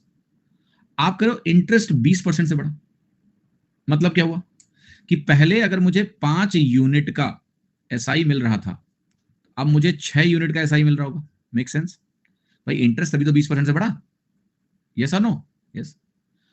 और यहां से मैं पता लगा रहा हूं कि अगर मैं अमाउंट का अंतर देखूं तो जो अमाउंट का अंतर है वही तो सिंपल इंटरेस्ट एक्स्ट्रा मिला वो वैल्यू है। तो आप कहोगे 1 यूनिट एसआई का 224 के बराबर है। 5 यूनिट एसआई का, इसको 5 से गुणा करना है, 10/2 करना होता है, तो आपको पता है 1120 आ जाएगा। 2 से डिवाइड करके 0 लगा दिया, 1120 होता। तो यहां इसका मतलब 1120 रुपए हमारा एसआई था 5 यूनिट। तो इसको 5120 वाले अमाउंट में 1120 अगर घटाएं तो ये वैल्यू क्या आएगी मेरी? 4000 आएगी। तो क्या मेरा प्रिंसिपल 4000 था? यस। रेट ऑफ इंटरेस्ट निकालना है मुझे, तो मैं कहूंगा 1 साल का इंटरेस्ट 224 है, तो मुझे निकालना है 224 4000 का कितना परसेंट है। 2 जीरो तो पहले ही काट देना, क्योंकि 100% है 4000 अगर, और मुझे परसेंटेज निकालना है, तो 1% की वैल्यू हो गई 40। 1% से डिवाइड कर दूंगा, कितने परसेंट निकल जाएगा। ठीक, तो यहां से आपका रेट ऑफ इंटरेस्ट आएगा। जरा डिवाइड करो, समझ में आ रहा है बात कि नहीं? गलत है ये गलत इसलिए है, ये 1 साल का इंटरेस्ट थोड़ा ना है, 1 यूनिट है। 5 यूनिट, ये 4 साल का इंटरेस्ट है। Not how question should be done. ठीक है, आप कहोगे 4 साल का इंटरेस्ट, 4 इयर्स का एसआई, क्योंकि ये 4 साल का मामला है, ये 1120 है, राइट। तो एसआई जो 1 साल का होगा वो यहां से डिवाइड करके निकलेगा इसको 4 से, तो वो 4 दूनी 8, चारों 8 32, 280 बनेगा। और 280 को मुझे 40 से डिवाइड करना है। ये मेरा 1 साल का एसआई है। 1 साल का एसआई 280 और 1% की वैल्यू प्रिंसिपल के 40, तो जो परसेंटेज आया वो 7 आ गया। आंसर हो गया डी, 7%। समझ में आया कि नहीं? यस, आंसर इज, बहुत सिंपल सवाल है। तो रेशियो का जो कॉन्सेप्ट है कि भाई कोई चीज अगर रेशियो की परसेंटेज 20% से बढ़ने का मतलब 5 से 6 हो जाना। यहां सिंपल इंटरेस्ट 20% से बढ़ गया, तो सिंपल इंटरेस्ट 5 से 6 यूनिट हो गया। अमाउंट का परिवर्तन क्या है? एक्स्ट्रा एसआई 1 यूनिट है, 5 यूनिट निकाल लिया, वो 4 साल का एसआई है, फिर 1 साल का एसआई निकाल लिया, प्रिंसिपल निकाल लिया, आंसर आ गया। 29th question. प्रिंसिपल बिना निकाले देखो ये सवाल नहीं होते हैं, समझिएगा इस सवाल को। या तो ए बी रूल लगाओगे बैठ के, बट ए बी रूल में जैसे ये 7% है, अब आप खुद विजुलाइज करो कि 7% कोई स्टैंडर्ड परसेंटेज तो है नहीं जिसका फ्रैक्शन आसान हो। अब अगर आप इसके बेस पे निकाल बैठे, मान लिया कि 1120 है, मैं इसके बेस पे निकाल कर रिवर्स आऊंगा, फंस जाओगे। क्लियर? 5120 अगर आप 1120 पे निकालोगे तो it will B complex percentage, आप अपने रास्ते को मुश्किल बनाओगे यहाँ पर, और कुछ नहीं है। निकालने को तो निकल जाएगा प्रैक्टिकली, इसके बेस पे निकाल लो कि भाई 4 साल में टोटल इंटरेस्ट कितना है, रिवर्स जाओगे तो इस पे मिल जाएगा कि 4 साल का इंटरेस्ट कितना है। क्लियर? 4 साल में 80% बढ़ेगा। किसने बोला 80% बढ़ेगा? श्रीमान। ये वेंगियंस बाबू, ऐसे नहीं सोचना है, गलत सोच रहे हो आप। 4 साल में 80% तब बढ़ता जब रेट, देखिए देखिए देखिए, यहाँ रेट ऑफ इंटरेस्ट 20% से बढ़ा है, इसका मतलब R+20 नहीं हुआ है। Understand this point. R से 1.2 R हुआ है, ये हुआ है, ये 20% बढ़ा है। रेट ऑफ इंटरेस्ट जो भी था वो 20% बढ़ के 1.2 R हुआ है। ऐसा नहीं हुआ है कि R हमारा R+20 हो गया। No, rate of interest is increased by 20%. It is 1.2 R. The increment is 20%. Clear? कितने लोगों को मेरी बात समझ आ रही है? हाँ जी,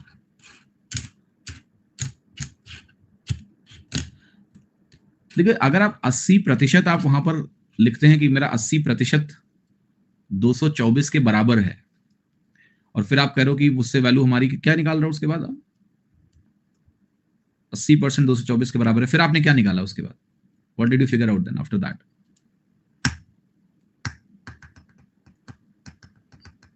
फिर 28 कहां से आया? फिर आपका 80% 224 हो गया, ठीक है, फिर हाउ डिड यू गेट 28%?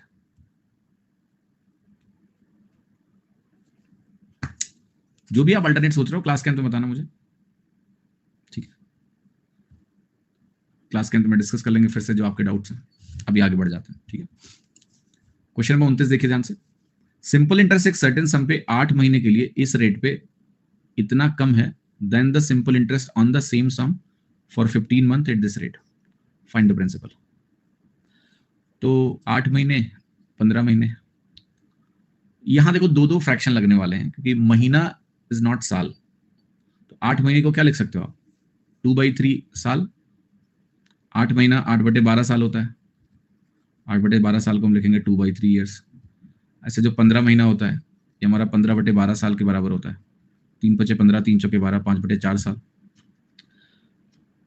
फिर हम कहेंगे कि भाई ये 2/3 वर्ष और इंटरेस्ट हमारा है 1/6, क्योंकि 16 2/3% जो है 1/6 के बराबर है। This overall value become 1/9। तो पहले केस में जो आर और टी का प्रोडक्ट है ना, इसकी फ्रैक्शन वैल्यू 1/9 है। दूसरे केस में 5/4 इंटू 1/8 बनेगा 1/8। तो ये वैल्यू आपकी होगी 5/32। ओके, अब ध्यान से देखिए, मुझसे प्रिंसिपल निकालने को बोला है तो हम क्या करते हैं, 9 और 32 का एलसीएम ही अपना प्रिंसिपल मान लेते हैं। 32 इंटू 9 कोई बताएगा कितना होता है? 288। ध्यान रखना इस बात को। 16 into 18, 16 into 18 17 square minus 1, 32 into 9 288 होता है। अब 288 हम मान के चलते हैं, अपना प्रिंसिपल मेरा यही है। तो उसका आप 1/9 निकालोगे तो यहां 32 आएगा इंटरेस्ट, और जब हम 32 निकालेंगे तो 9 आएगा, और 9 × 5 = 45 आ जाएगा। ये यहाँ इंटरेस्ट 45 आएगा, 5/32। इसका अगर आप अंतर निकालोगे तो 45 में से 32 जाएगा, कितना बचेगा? 13 यूनिट। और ये 13 यूनिट क्वेश्चन में 1950 दिया हुआ है। एक यूनिट 150 के बराबर आ जाएगा। 13 इंटू 15 195 होता है। एक यूनिट 150 आ गया तो आपको प्रिंसिपल निकालना है। तो 288 को मुझे क्या करना है? 150 से गुणा करना है। 288 को आप 100 से गुणा करोगे तो 28,800 आता है। 50 से गुणा करोगे तो इसका आधा जोड़ेगा 14400, और इसी को मुझे जोड़ देना है 432,000। आपकी वैल्यू आ गई 432,000 आंसर। ठीक, तो सिंपल सवाल है। अगर आपको फ्रैक्शंस की क्लैरिटी है, आप रेट और टाइम का फ्रैक्शन समझते हो, तो आप क्वेश्चंस को सरलता से कर पाओगे। देखिए हमने क्या कितनी आसानी से प्रिंसिपल एज्यूम कर लिया और सॉल्व कर लिया। लेकिन अगर आप वहीं फंसे रह जाओगे, वो फॉर्मूला, लैक ऑफ अंडरस्टैंडिंग है, तो आप उतना फ्री फ्लो नहीं कर पाओगे। अंडरस्टैंडिंग का फायदा यही होता है ना कि आप फ्रीली फ्लो करते हो, जो सवाल में जरूरत है वो करेंगे। ठीक है, फ्रीडम मिल जाती है, वरना फिर वो फॉर्मूला जो है ना फंसा के रखेगा, तुमको जकड़ के रखेगा। क्वेश्चन नंबर 30 देखोगे। एक आदमी ने 1650 रुपए बैंक में जमा किया 5% पर एनम के रेट से, और 2350 रुपए दूसरे बैंक में जमा किया 9% के रेट से। रेट ऑफ इंटरेस्ट पूरे पे निकाल देना है। ठीक, अब इसके दो तरीके हैं। एक तरीका तो वही है कि आप इंटरेस्ट टोटल निकाल लो और टोटल इन्वेस्टमेंट निकाल लो, रेशियो निकाल के 100 से गुणा करके परसेंटेज रेट निकाल लो। एक दूसरा तरीका है कि हम लिखेंगे यहां पर 1650 और 2350। जरा देखो कि क्या ये रेशियो क्या आएगा। इन्वेस्टमेंट रेशियो निकालो। 5 से फिर से काटें 33 आएगा। 5 से काटेंगे तो 5 चौके 20, 5 7 35। इससे फर्दर सिंप्लीफिकेशन पॉसिबल नहीं है क्योंकि 47 is a prime number. But यहां तक आ गए। अब इस पे तुम्हें मिल रहा है 5% और इस पे तुम्हें मिल रहा है 9%। ठीक है, अब वेटेड एवरेज डेविएशन जो लगाना लगा लो। तो डेविएशन लगा लेते हैं। हम मान लेते हैं हमारा जो आंसर है वो मान लो 5 ही है। इवन मैं ऑनेस्टली बताऊं तो मैं तो 7 मानूंगा। ठीक है, क्योंकि आंसर 7 में 3 जगह है, 7 ही मानो। 7 मानोगे तो फायदा क्या होगा, ये -2 आएगा और ये +2 आएगा। अब 47 + 2 है, 33 -2 है, तो इसका अंतर कितना होगा? 14। तो नेट डेविएशन आपका 14 इंटू 2 28 बनेगा, बिकॉज 47 इंटू 2 33 इंटू -2 14 इंटू 2 बनेगा 28 बनेगा। And the sum total of this is 80 parts. तो आपकी वैल्यू कितनी आई? 7 + 8 × 24 8 × 40। So the value 7.35%। Those who do not understand this can go through this route. 33 into 5, A1 W1, A2 W2 divided by W1 plus W2, ऐसे करो। अब ये थोड़ा complex calculation हो गई फर्जी में। 165, 47 को आपको 9 से गुणा करना पड़ेगा, कितना आएगा? 470, माइनस 47,423 डिवाइडेड बाई 80, ठीक है। फिर आपको हो गया 42, 16, 58, 588 अपॉन 80, 8 7 56 भाई 7.35%। Answer is B. This is also one of the way जहां पर मैं क्या कर रहा हूं, मैं ये यूज कर रहा हूं, ध्यान रखना। A1W1 plus A2W2 divided by, तो investment ratio becomes weight ratio और जो परसेंटेज रिटर्न्स हैं they act like average. Question number 31, rate of simple interest for the first 3 years is 7%. For the next 4 years is this much. For the period beyond 7 years is this much. नहीं, पहले वाले में option के according लिया आपने, हाँ बिल्कुल option के अकॉर्डिंग भी लिया, ऑप्शन अगर नहीं भी देखता तो भी यही लेता। इसका रीजन है ये बड़ी बड़ी वैल्यूज हैं। What helps me in neutralising is ये 5 और 9 14 का आधा 7 है, तो मिडिल वैल्यू इज 7 के रेस्पेक्ट में जितना माइनस है ये उतना ही प्लस है, तो there will be balancing of this 47 and 33। Therefore I took 7, not because of options. Option ने हेल्प किया मुझे जरूर, क्योंकि 7 3 जगह दिख रहा था तो हमने बोला 7 ले लो, ठीक है। But the idea is not because option, the main idea is कि 7 इज एग्जैक्टली मिडिल, तो जितना ये माइनस में उतना ये प्लस में, तो ये 47 और 33 में बैलेंसिंग होगी। जितना ये +2 उतना ही -2, तो मुझे सिर्फ यहां पर क्या देखना पड़ा, 14 × 2 देखना पड़ा, वरना मुझे 47 से 5 मान लेते आप, तो 47 इंटू कितना देखते आप, 47 इंटू 4 देखना पड़ता, बड़ा कैलकुलेशन होता। एलिगेशन से नहीं होगा क्या? एलिगेशन का फायदा तब होता है बेटा जब आपको रेशियो निकालना हो, जब रेशियो दिया हो, रेशियो जब दिया होता है तो एलिगेशन का कोई फायदा नहीं होता है। उसके लिए एक स्ट्रेट एलिगेशन होता है which is bit helpful, but वो अभी पढ़ा नहीं है आपने, ठीक है, क्लियर, समझे कि नहीं? तो we'll think about that. Straight alligation possible है, बट जब डेविएशन आता है तो आपको स्ट्रेट एलिगेशन कोई खास फायदा नहीं देगा, ठीक है। इस केस में तो वो आपको कॉम्प्लेक्स ही लगेगा। डेविएशन आपको ये एबिलिटी देता है कि आप अपने हिसाब से एवरेज मान लो, तो कैलकुलेशन में ईज हो जाती है। 7 मानने से ईज हो गई यहाँ पर, ठीक है। चलो इस पे आ जाओ। टोटल सिंपल इंटरेस्ट 12 साल के अंत में दिया हुआ है, प्रिंसिपल इनिशियल इन्वेस्टमेंट मुझे निकालना है रुपए में। चलो तुम भी कर लो सवाल। तो देखते हैं भाई, देखो कह रहा है 3 साल का इंटरेस्ट तो हो गया हमारा, पहले 3 साल का इंटरेस्ट 7% है। अच्छा सिंपल इंटरेस्ट का केस है तो ये मत सोचना मैं सक्सेसिव लिख रहा हूं, ऐसे तीर बना दिया तो सक्सेसिव हो गया, नहीं। 4 साल 9.5%, period beyond 7 years 2.5%, total simple interest 12 साल के अंत में 8,580 इनिशियल इन्वेस्टमेंट निकाला है। 12 साल का मामला अगर है तो 4 3 7 हो गया, तो यहां हमारे पास 5 वर्ष हैं, 5 इयर्स, तो 7 × 3 में लिखूंगा 21% प्लस, ये सक्सेसिव नहीं है, सिंपल इंटरेस्ट का केस है, जुड़ जाएगा। 9.5 को 4 से गुणा करोगे तो 38% आएगा, 2.5 को 5 से गुणा करोगे 12.5% आएगा, 38 12 होता है 50, 50.5 में 21 जुड़ेगा, 71.5% का इंटरेस्ट है। और ये अगर मैं एक्स वैल्यू पे बोलूं तो ये वैल्यू हमारी 8580 के बराबर है। सॉल्व करिए और देखिए कितना गुना है ये, ताकि हमें मालूम चले कि हमारा प्रिंसिपल कितना होने वाला है, ठीक है। महसूस तो हो रहा है मुझे 12 7 84 वही आंसर भी होगा, क्योंकि उसके आसपास कोई वैल्यू नहीं है भाई। ये 70 है तो 12 7 84 महसूस हो रहा है मुझे। 16 तो होना नहीं है, 16 सवाल ही नहीं उठता, nothing is possible out of the given option, only 12 is possible. You just think about it, just see and think about it. Divide करके देखो, तुम 12 के अलावा कोई आंसर ला सकते हो क्या जो गिवन ऑप्शन से? नहीं आ सकते। अब जिनको मेरी बात नहीं माननी है, जाओ भैया डिवाइड करो, 85800 बटे 71.5 हो गया। एक 0 और आ जाएगा, बिकॉज एक 0 था, 2 0 परसेंटेज की वजह से, अब इसको डिवाइड करना है मुझे, तो एक 0 और लगा लो, दशमलव भी हटा दो, कुछ ज्यादा 0 नहीं हो गए, ठीक है। 715 एक बार जाएगा तो 715 हुआ, 143 बनेगा और 1430 हो गया, 2 बार जाएगा कट जाएगा, और फिर 3 0 और बचेगा, 12,000। आंसर क्या हो गया? ए। खत्म सवाल।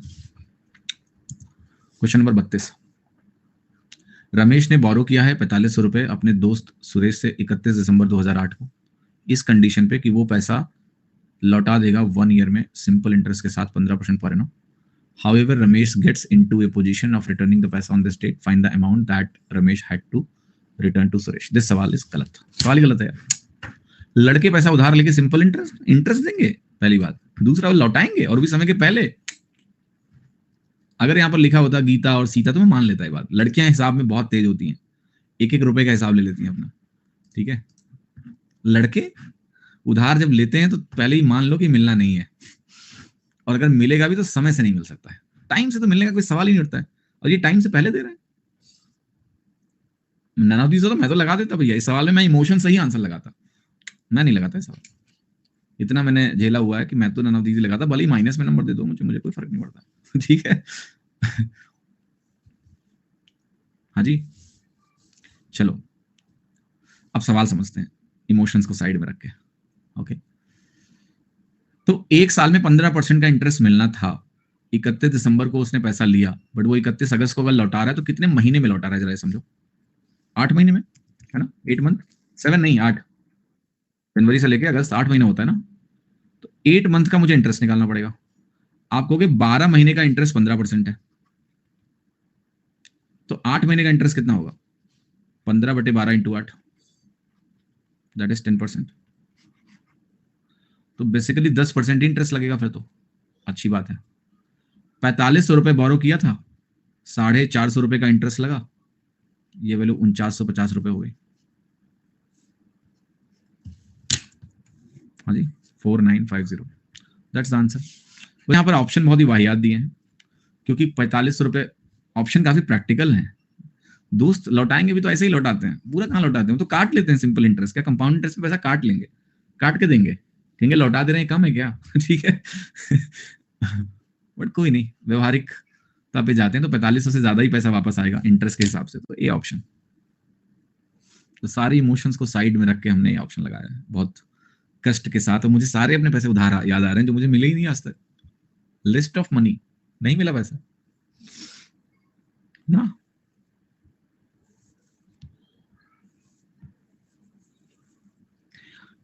एक मेरा दोस्त था, पता है उसने, मैं जब पहले जॉब में गया तो वहां क्या हुआ कि उसने मेरी कुर्सी तोड़ दी। अब सुनो कहानी, सुनना। सीआईडी देख रहे थे हम लोग बैठ के उस समय, और मेरे रूम की जो कुर्सी थी, कंपनी ने रूम दिया था, बड़ा अच्छा कमरा था, और वो चेयर उसने तोड़ दी। समझना आप, सुनना। तो उसने चेयर तोड़ दी, चेयर टूट गई। उस चेयर के टूटने पे मुझे 3850 रुपए का फाइन लगा। ठीक, 3850 रुपीज का फाइन लगा। अब कुर्सी अगर इन्होंने तोड़ी, सोचो ध्यान से, तो ये पैसा किसको भरना चाहिए? इनको, ठीक है। कुर्सी टूटी, फाइन लगा, सबको पता है। उन्होंने मुझे ऑफर नहीं किया कि भाई मैंने तोड़ी है और फाइन तुम्हारे ऊपर लगा तो मैं पे कर रहा हूं। 3850 रुपए का फाइन मेरे ऊपर लगा। ठीक, इनसे मैंने कभी 500 रुपए लिए थे। 1 महीने बाद ये आके मुझसे कह रहे मेरा 500 रुपए दे सकते हो क्या? मैंने अपना जूता ढूंढना शुरू किया कि कहां है मेरा जूता। और जरा इनको ना यही हिसाब कर देता हूं मैं आज, ठीक है। तो हमने कहा कि वो कुर्सी याद है तुमको, उस हिसाब से 3350 रुपए तुम ड्यू हो बेटा। तो कह रहा वो पैसा तुम मुझसे लोगे क्या? मैं तो मेहमान था तुम्हारे कमरे में, टूट गई मुझसे। ठीक है, ऐसे होते हैं दोस्त, है ना, ऐसे दोस्त होते हैं। और याद आ रहा है मुझे वो दिन, 33 रुपए अभी मांगता हूँ क्लास में, अभी इंटरेस्ट लगा के। Question number 33। Ramesh invested a sum at simple interest at X% per annum for 6 years. Suresh invested the same sum at simple interest at Y% per annum for 8 years. If Mangesh invested it at simple interest, डर लग रहा है सवाल को देख के, घबराहट हो रही है, ठीक है। सवाल भी बड़ा है, भयानक लग भी रहा है। यस, ये सवाल एग्जाम में आते ही आगे बढ़ जाना है, बट सेकंड राउंड में समय है तो सवाल को किया जा सकता है। समझते हैं सवाल क्या है। तो रमेश X% 6 साल के लिए, सुरेश Y% 8 साल के लिए, मंगेश 4 साल के लिए इतना। तो ये कह रहा है कि जितना रमेश और सुरेश को इंटरेस्ट मिलेगा, मंगेश को इतना ज्यादा मिलेगा। तो सवाल मुश्किल है नहीं, दिख रहा है बस खाली तुमको, एक्सरवाइज से घबराना नहीं है। आप कहोगे इसको जो इंटरेस्ट मिलेगा 6X% मिलेगा, राइट, ध्यान से देखना। इसको जो इंटरेस्ट मिलेगा ये 8Y% मिलेगा, और चूंकि प्रिंसिपल दोनों का सेम था तो इफेक्टिवली इनको टोटल यही मिलेगा, राइट। मंगेश ने क्या किया है, इन्वेस्टेड इट मतलब ही also has the same sum, और उसने 4 साल के लिए सिंपल इंटरेस्ट पे इन्वेस्ट किया। जरा देखो इसको कितना मिलेगा। 4 को 3/2 से गुणा करिए, ये भी मिलेगा आपको 6X% plus 8Y% plus 12%। Effectively ये मंगेश के पास भी है, तो जब अंतर निकालोगे तो ये कट जाएगा। सिर्फ बचेगा 12% of invested amount by each one of them, and ये अंतर ही 15,840 के बराबर है। देखिए सवाल को कैसे जो है चेंज करते हैं। तो x की वैल्यू निकालते हैं, 12 के नंबर 12 हो गया, 3 12 3 36 हो गया, 12 दूना 24 हो गया, 1320 आ गया, 13,000 1,32,000 हो गया आपका आंसर, खत्म। The question see is looking very hard, मुश्किल है बट कुछ नहीं है। आप देखो 6x कटा 8y कटा, बचा सिर्फ अंतर 12% का, कि मंगेश के पास रमेश और सुरेश को मिला के 12% ज्यादा है, तो 12% बच रहा है, वही 12% x, क्योंकि सबका इन्वेस्टमेंट इक्वल है, x वो बराबर दिया तो हो गया सवाल। तो सवाल कई बार भयानक दिखते हैं बट होते नहीं है यार। वेरी सिंपल क्वेश्चन, वाहियात क्वेश्चन। मोहित वाहियात क्या है इसमें यार, ऐसा मत बोलो, सवालों की बेइज्जती मत करो। जो सवाल तुमसे बिल्कुल जल्दी से लग जाए उनको वाहियात बोला करो, इसको तो वाहियात बिल्कुल मत बोलो, रेस्पेक्ट करो। हाँ बिल्कुल भी नहीं, अच्छा सवाल है, इज्जत करो इसकी। Question number 34, a certain sum is lent at x% per annum for 3 years. Same sum was lent at 3x% per annum, simple interest, for y more years. Then the interest would have been 6 times the earlier interest. Find the value of y. अच्छा सवाल है, सोचना ज्यादा है, करना कम है, value निकालनी है।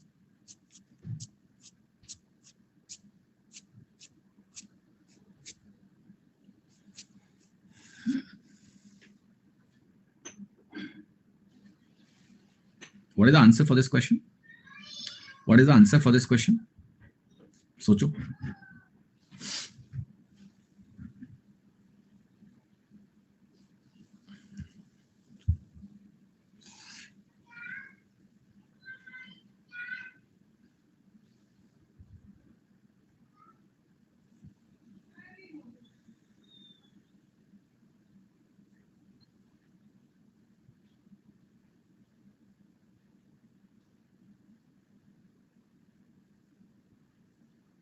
ओके क्लियर, आंसर आ गया सभी का। Most of you are saying D. Okay let's see what's the answer. So क्या कह रहा है सवाल कि लेट अस से हम x% डाल रहे हैं, राइट। मैक्सिमम लोगों ने गलत उत्तर दिया है, तो उसी पे आते हैं कि तो 3 साल के लिए डालोगे तो 3x% मिलेगा। अब आप कह रहे हो हम 3 से y साल ज्यादा पे डाल दें और मेरा इंटरेस्ट 3x% हो, रेट हमारा 3x% हो। हमें चाहिए क्या कि ये वैल्यू हमारी 6 गुना हो जाए इसका, कुछ ऐसा चाहता हूं मैं। 3x% पे मुझे जो वैल्यू मिल रही थी, और बिकॉज 3 साल x%, अब मैं चाहता हूं कि वो वैल्यू जो शुरू में x% इंटू 3 थी, उसका 6 गुना मुझे 3 प्लस y साल इन्वेस्ट करने पे रेट हमारा 3x% हो जाए तो वो वैल्यू मिल जाए। That's what the whole game is. ये सवाल है आपका। तो यहां से अगर आप वैल्यू कैलकुलेट करोगे तो x% तो देखो 3x% कट ही गया सीधे सीधे, और कट गया तो आपकी वैल्यू कितनी आ गई 6 is equal to 3 plus y, तो y की वैल्यू कितनी आ गई हमारी 3, y 3 आ गया, तो आंसर क्या है 3। इसको सोचने के लिए सब लिखने की जरूरत नहीं थी, मेरे को लग रहा है गलत आपने कैसे किया, अगर आप लिख के करते तो भी सवाल एक लाइन में हो जाता। अब मैं सवाल सोचना सिखा रहा हूं तुमको, कितनी आसानी से सवाल हो सकता है। x% 3 साल यानी 3x% मिला। अब ध्यान से देखना, यहां 3x% तुमको एक ही साल में मिल जाएगा, यहां 3x% तुम्हें 3 साल में टोटल मिला, यहां एक ही साल में मिल गया। तो क्या आपको यहां पर एक ही साल में अगर 3x% मिल रहा है, तुम्हें 6 गुना चाहिए, तो टोटल 6 साल ले लो, हो गया। पहले जो काम 3 साल में हो रहा था, अब अगर 6 गुना लेना है तो मुझे यहां 6 साल लेना पड़ रहा है, 3 साल ज्यादा लेना पड़ रहा है, तो y की वैल्यू कितनी हो गई आपकी 3 साल हो गए। समझो इस बात को, वहां 3x% 3 साल में मिल रहा है, मुझे 6 गुना करना है। मैं देख रहा हूं यहाँ 1 साल में ही 3x% मिल रहा है, क्योंकि रेट आपने 3 गुना कर दिया। तो 6 गुना के लिए मुझे 6 साल लेना पड़ेगा, यहाँ 3 साल, यहाँ 6 साल, कितना एक्स्ट्रा लेना पड़ा 3 साल, आंसर हो गया ए। तो सवाल से अगर आप बातचीत करोगे तो भी उत्तर आ जाएगा, गलत तो नहीं करना था। ठीक है, 35वां सवाल देखिए, क्वेश्चन नंबर 35। एक आदमी ने इन्वेस्ट किया है कुछ पैसा 13% सिंपल इंटरेस्ट पे, और कुछ पैसा 11% के रेट से, उससे ईयरली इंटरेस्ट 260 मिला, लेकिन अगर उसने अमाउंट्स को इंटरचेंज करके इन्वेस्ट किया होता तो उसको 8 रुपए और मिलता। How much did he invest eight 13% simple interest. तो देखो ऐसा है, तुम कह रहे हो कि 13% मान लिया एक्स अमाउंट इन्वेस्ट हुआ, 11% वाई अमाउंट इन्वेस्ट हुआ, तो इनको 260 मिला। अगर ये उल्टा हो जाता, 11% एक्स हो जाता और 13% वाई हो जाता, तो कह रहा है 8 रुपए ज्यादा मिलता, 268 मिलता। ये तो है, यही कह रहे हो ना तुम, और क्या कह रहे हो। That's what the meaning of the question is. मुझे एक्स की वैल्यू निकालनी है। यहां से 2 इक्वेशंस बनती हैं देखो, और इसका प्रोसेस समझना। एक तो इसको जोड़ दो, जोड़ोगे तो दोनों जगह 24 आएगा, क्योंकि इंटरचेंज किया है तो यही सम दोनों जगह दिखेगा। तो यहां आपको दिखेगा 24% ऑफ एक्स प्लस वाई, और यहां पर ये दोनों वैल्यू जुड़ जाएंगी, 528 मिलेगा। फिर यहां से आप एक्स प्लस वाई का मान निकाल सकते हो।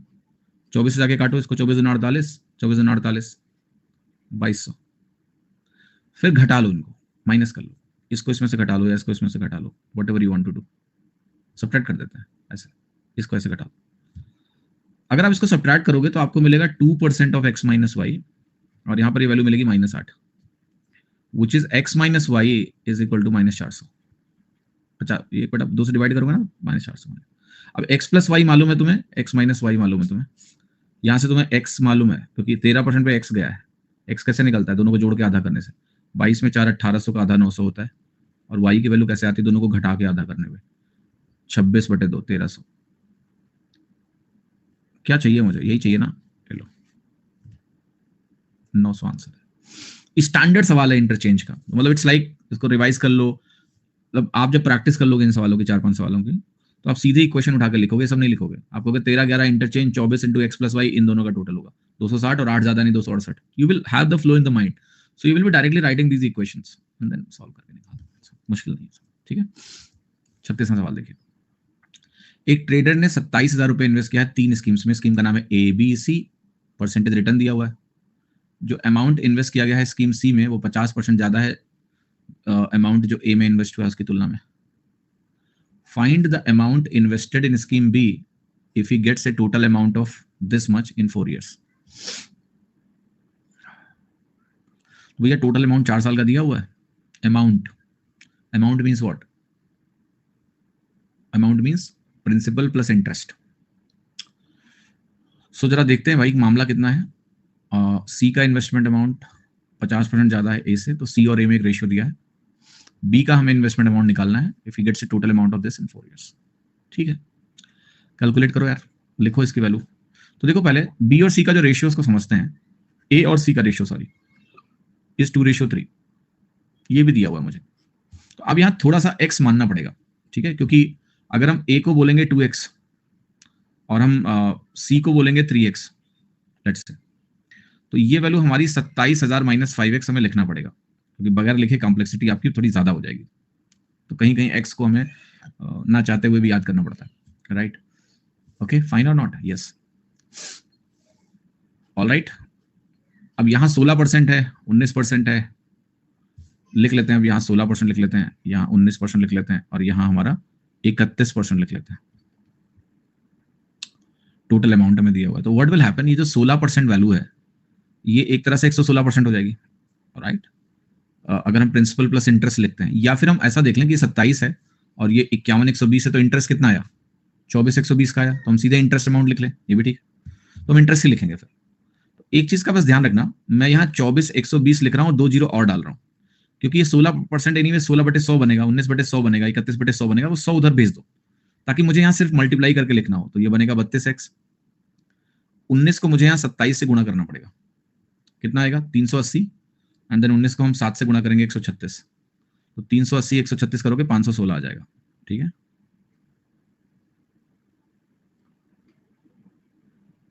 513 सॉरी, 24,100 भाई ये टोटल अमाउंट है, ये आपका टोटल इन्वेस्टमेंट अमाउंट था, ये टोटल मिला उसको, तो इंटरेस्ट इसका अंतर ही होगा ना, इसका डिफरेंस, राइट? समझे कि नहीं? तो ये 513,000 बनेगा, -95x बनेगा।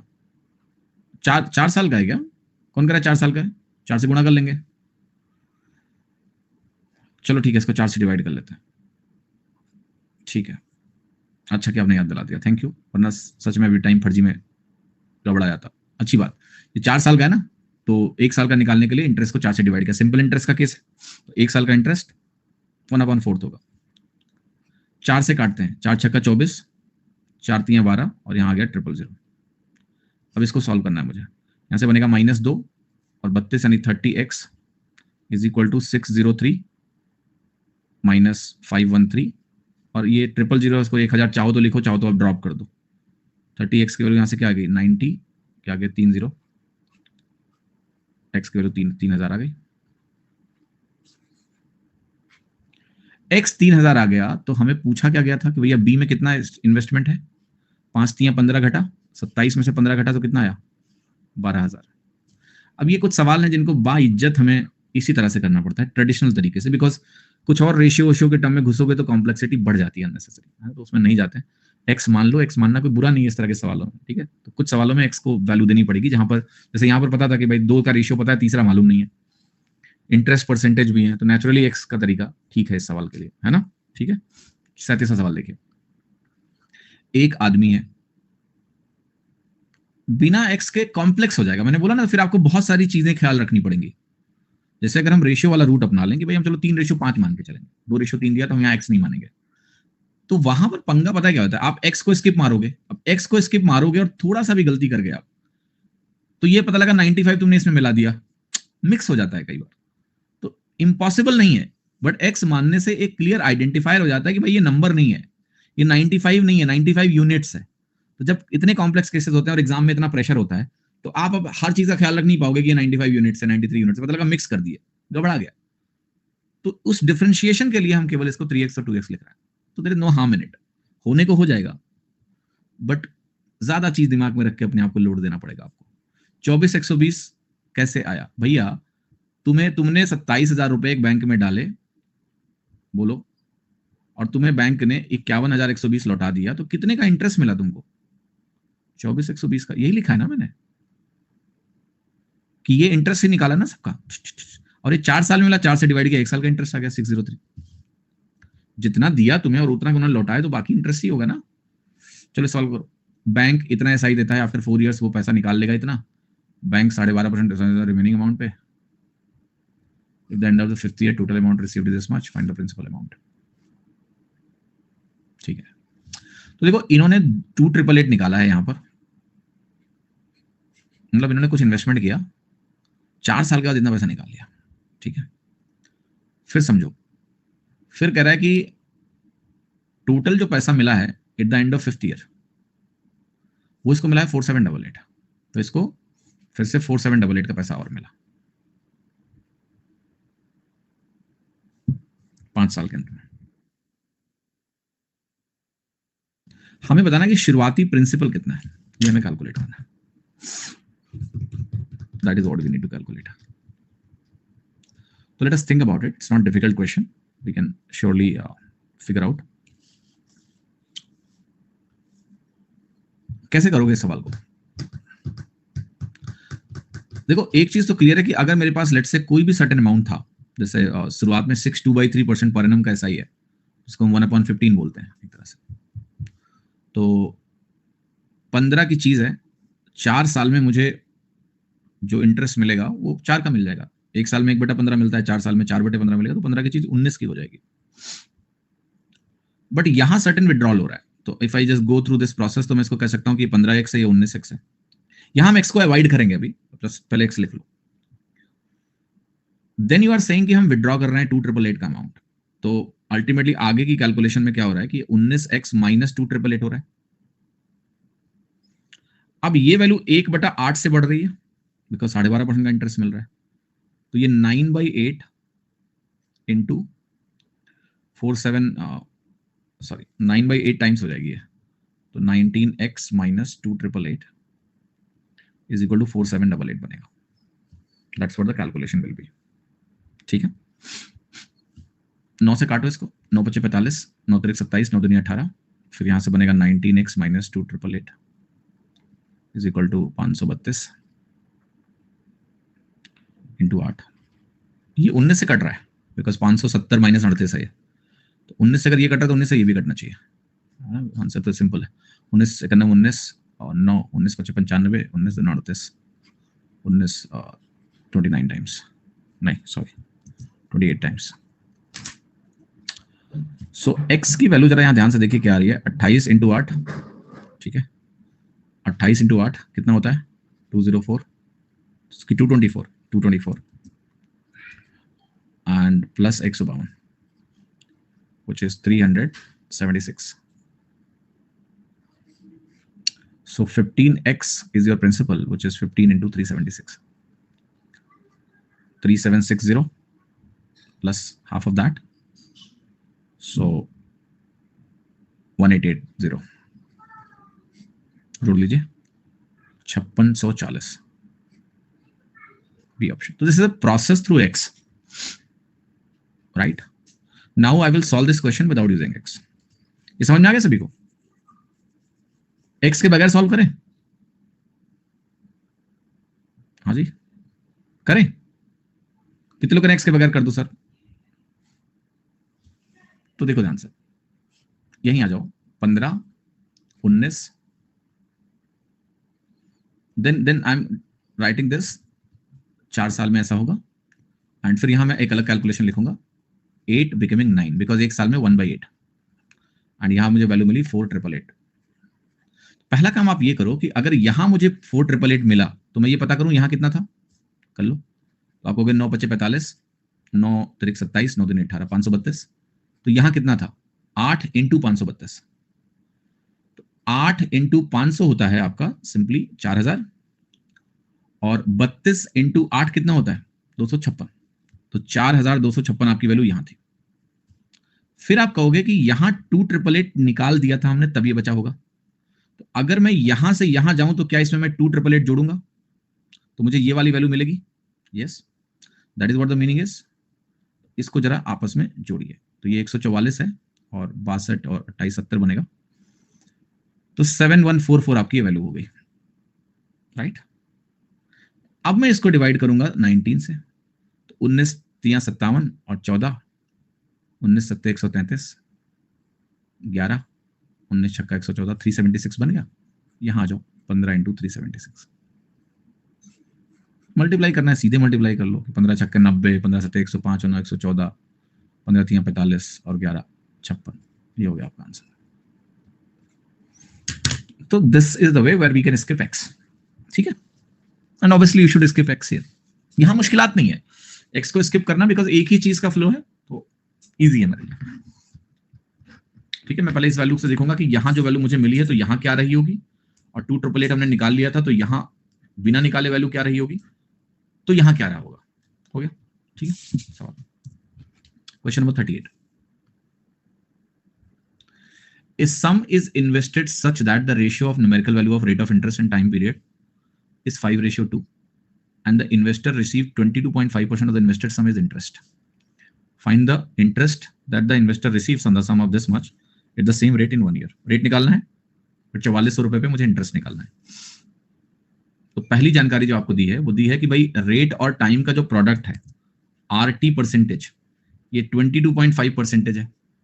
यानी R और T का प्रोडक्ट 22.5 है. पहली जानकारी दी है. और दोनों का कह रहा है रेशियो 5 और 2 का रेशियो है. किसका? रेट और टाइम पीरियड का. तो रेट अगर मैं 5x बोल दूं तो टाइम पीरियड 2x है.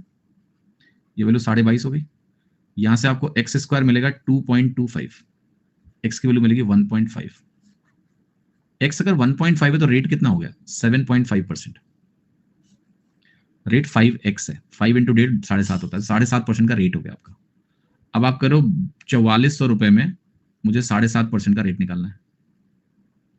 मैं कहता हूँ 3/4 सोच लो. 7.5 दिखे तो 3/4 निकालोगे, 11 3 33 बनेगा. 33 कहाँ है? यहाँ डी ऑप्शन हो गया. ज्यादा प्रिसाइज होना चाहते हो तो आप कहोगे ये वैल्यू हमारी 3/40 के बराबर है. 7.5% जो होता है 2.5% का 3 गुना होता है. तो 3/40 है. तो आप कहोगे 3/40 × 44. 0 से 0 कटेगा, 4 से कटेगा 110, 330. ठीक है. 330 ही आ रहा है. 33 नहीं आएगा. ये ऑप्शन ही गलत है. ठीक है. क्योंकि वैसे भी देखो, मैंने भी ध्यान नहीं दिया, बिकॉज नेचुरली देखो 10% क्या होगा? 440 होगा ना. ये 10% से कम ही आएगा ना. समझे कि नहीं? अब जीरो हम भी नहीं देखते. सही बात है गांधी जी, तो पकड़ ही नहीं पाए हम लोग यार. बताओ. उत्तर इसका 330 है. अब इसको सही करने के लिए एक काम करो, यहाँ एक जीरो और लगा दो.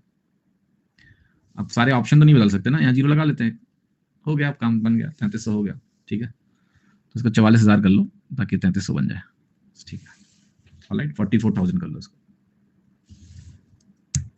क्वेश्चन नंबर 7.5 को 15/2 भी कर लो. फायदा नहीं है 15/2 लिखने का. कोई फायदा है क्या? कर सकते हो. तो 15 से गुणा करना पड़ेगा. 3 से गुणा करना आसान है कि 15 से गुणा करना?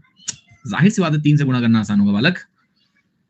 15 से गुणा करना is not something easy than 3. 3 गुना तो ऐसे ही कर दोगे ठक से. 15 से थोड़ा मुश्किल पड़ेगी। वैसे यहाँ आसान था, बस 15 × 11 भी बनेगा तो आपको मुश्किल नहीं होगा। क्वेश्चन नंबर 39, 26,000 रुपए को हमने इन्वेस्ट किया 3 स्कीम्स में सिंपल इंटरेस्ट पर। एनुअल रेट ऑफ इंटरेस्ट जो है वो 8, 15 और 11 है। 8500 रुपए को हमने इन्वेस्ट किया है पहली स्कीम में।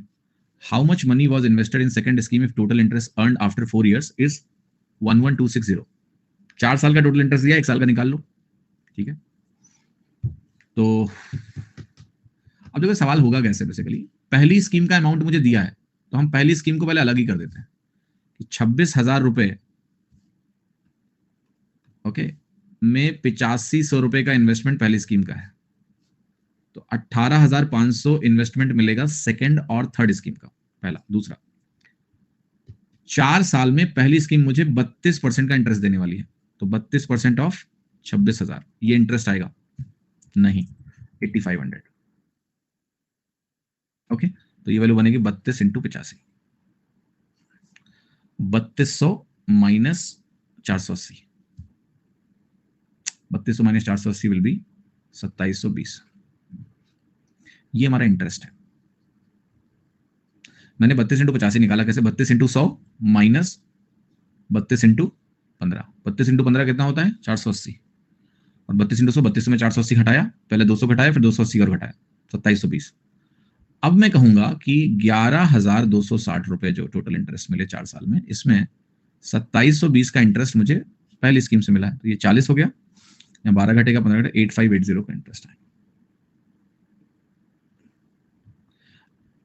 18,500 कहां 17,500 आएगा? अबे अच्छा, ये हाँ चलो, उसका भी इस्तेमाल ही नहीं किया मैंने। 17,500 ही है, सही करो। बट अभी इससे कोई दिक्कत नहीं है ना, अभी तो इस पे आई नहीं, हम अभी आ रहे हैं, अब इसका इस्तेमाल करेंगे। अच्छा क्या बता दिया आपने, तो ये समझ में आ गया। अभी तक सब कुछ मामला ठीक चल रहा है। मैंने कहा मैंने पहली स्कीम का पैसा हटाया तो सेकंड और थर्ड स्कीम का टोटल ये है। पहली स्कीम से इतना इंटरेस्ट आ रहा है तो सेकंड और थर्ड स्कीम का इंटरेस्ट ये है। ठीक है, that's what the game is. अब मुझे जो भी निकालना है सवाल वो निकालते हैं। अब आप कहोगे कि देखो ऐसा है, 8,540 का इंटरेस्ट मुझे मिल रहा है टोटल सेकंड और थर्ड स्कीम मिला के।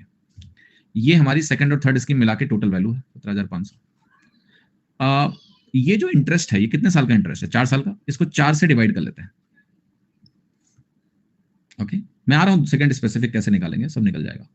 इसको 4 से डिवाइड कर लेते हैं। 4 दूनी 8, 4 एक नम 4, 4 3 12, 4 5 20, ये 2,135 आ गया। अब ये इंटरेस्ट हो गया मेरा सेकंड और थर्ड स्कीम से 1 साल में मिलने वाला इंटरेस्ट। अब हम कहेंगे सेकंड स्कीम, सारा पैसा अगर सेकंड स्कीम पे होता तो इसका 15% निकाल लेते, कितना आता? 1750 प्लस 875, इतना इंटरेस्ट आ जाता। 34% कहां है यार? 34% कहां है बेटा? कहां 34? 32 नहीं, 34। 34 कैसे हुआ? 34 कैसे हुआ? क्या कर रहे हो 34 तुम लोग? हाँ जी, 23 + 11, किसका 11 जोड़ रहे हो आप? 23 किसका? 15 11 8 सब जोड़ दिया। क्यों क्यों जोड़ रहे हो सारे? अरे महाराज, 8% पहली स्कीम का इंटरेस्ट है। उस पहली स्कीम में 4 सालों में 32% ही मिलेगा। क्या कर रहे हो तुम लोग? ये जोड़ के 34 बना दोगे बिना लॉजिक के? अरे भैया, पहली स्कीम का इंटरेस्ट अमाउंट है ना, तो उसके लिए 4 साल किया है। अब तुम 32 के पास वैल्यू देके सर ने कैलकुलेशन मिस्टेक कर दी है। क्या बात कर रहे हो यार, कुछ भी। ये देखो, मैं 15% निकाल रहा हूं कि भाई सारा पैसा अगर सेकंड स्कीम में गया होता ये वाला, तो 10% इतना होता, 5% इतना होता। 17 8 25, 2625, तो 2625 का इंटरेस्ट मिला होता सारा अगर 15% पे गया होता। तो सारा अगर 11% पे गया होता तो कितना इंटरेस्ट मिला होता? 1750 को 11 से गुणा करेंगे, 10% इतना होता, 1% इतना होता, 1925। तो 11% मुझे 1925 मिला होता। अब हम इसको सब्ट्रैक्ट करेंगे। कैलकुलेटिव सवाल है, इसमें मेरा कोई दोष नहीं है। ये 210 आएगा। यहां अगर करोगे तो ये 490 आएगा। 7 तरीके 21 7 47, इट्स 3:7। अनुपात आ गया 3:7 का। अब अगर आपको निकालना है कि सेकंड स्कीम में कितना पैसा गया, निकल जाएगा। 3/10 इंटू 17,500, 17×51, एक तरह से 5250 आपकी वैल्यू आ गई। क्या ये सवाल कैलकुलेटिव है? बिल्कुल है, पर मैं इसमें कुछ नहीं कर सकता हूं, ठीक है। दूसरा अल्टरनेट वे था कि हम एलिगेशन ना लगाते और हम इसको ऐसे लिखते। फिर हमने ये निकाल लिया कि भाई जो वैल्यू है 1 साल का इंटरेस्ट 2135 है, लिख लिया था। तो हम ऐसा कर सकते थे कि हम कहते कि भाई 1 साल का इंटरेस्ट 2135 है। अब सेकंड स्कीम में जो पैसा है उसको हम बोलते कि वो 15% मान लेते हैं एक्स का है, और थर्ड स्कीम का जो पैसा है उसको हम 11% वाई का मान लेते, ऐसा मान लेते। और मुझे पता है मुझे निकालना है एक्स, तो हम इसको ऐसा भी लिख सकते थे कि ये बनेगा 4% of X plus 11% of X plus Y, मतलब 11% इधर दे दो तो ऐसा बन जाएगा, तो ये वैल्यू 2135 आ जाता। फिर ये वैल्यू बन जाता 4% ऑफ एक्स प्लस 11% जो एक्स प्लस वाई हो, मुझे पता है कि हमें 17,500 निकाला हुआ है कि सेकंड और थर्ड स्कीम का टोटल ये है, तो ये 2135 आ जाएगा। तो 4%, इतना लिखना नहीं पड़ेगा, अगर आप एक बार समझ जाओगे तो इस इक्वेशन में इतना कुछ लिखना नहीं पड़ता है, ठीक है। आप देख लेते हो 11% सीधे घटाना है, तो बेसिकली आप ऐसे ही लिखते हो कि 4% is equal to 2135 minus 11% of 1750। This is what you will write finally actually. और आपको बताइए 4% सेकंड वाले का है, ठीक है। तो 2135 माइनस 1750 और 175 हो जाता है आपका 1925, ठीक है। Subtract it and see what you are gain. तो 210, तो 4% इज इक्वल टू 210 मिल रहा है आपको। Now you solve that, what will be 100%। तो पहले 1% निकाल लेते हैं, 4 पंचे 20, 4 दूनी 8, 4 पंचे 20, 52.5, 100% बिकम 5250। ये कैलकुलेशन बेहतर है देन एलिगेशन हियर, क्योंकि 17,500 का 15% निकालना, 17,500 का 11% निकालना, इट्स मोर टाइम कंज्यूमिंग, ज्यादा टाइम ले रहा है। But if you go through the equation और आपको ये पता है ये इक्वेशन कैसे लिखी जाती है, तो आप सीधे जानते हो कि ये 4%, अगर मैं 11 इसका उठा के दे दूंगा तो ये 11% टोटल का बन जाता है। यहाँ 4% बचेगा, तो 4% विल बी, आप सीधा ही लिखोगे 4% सेकंड का विल बी 2135 माइनस 11% टोटल का।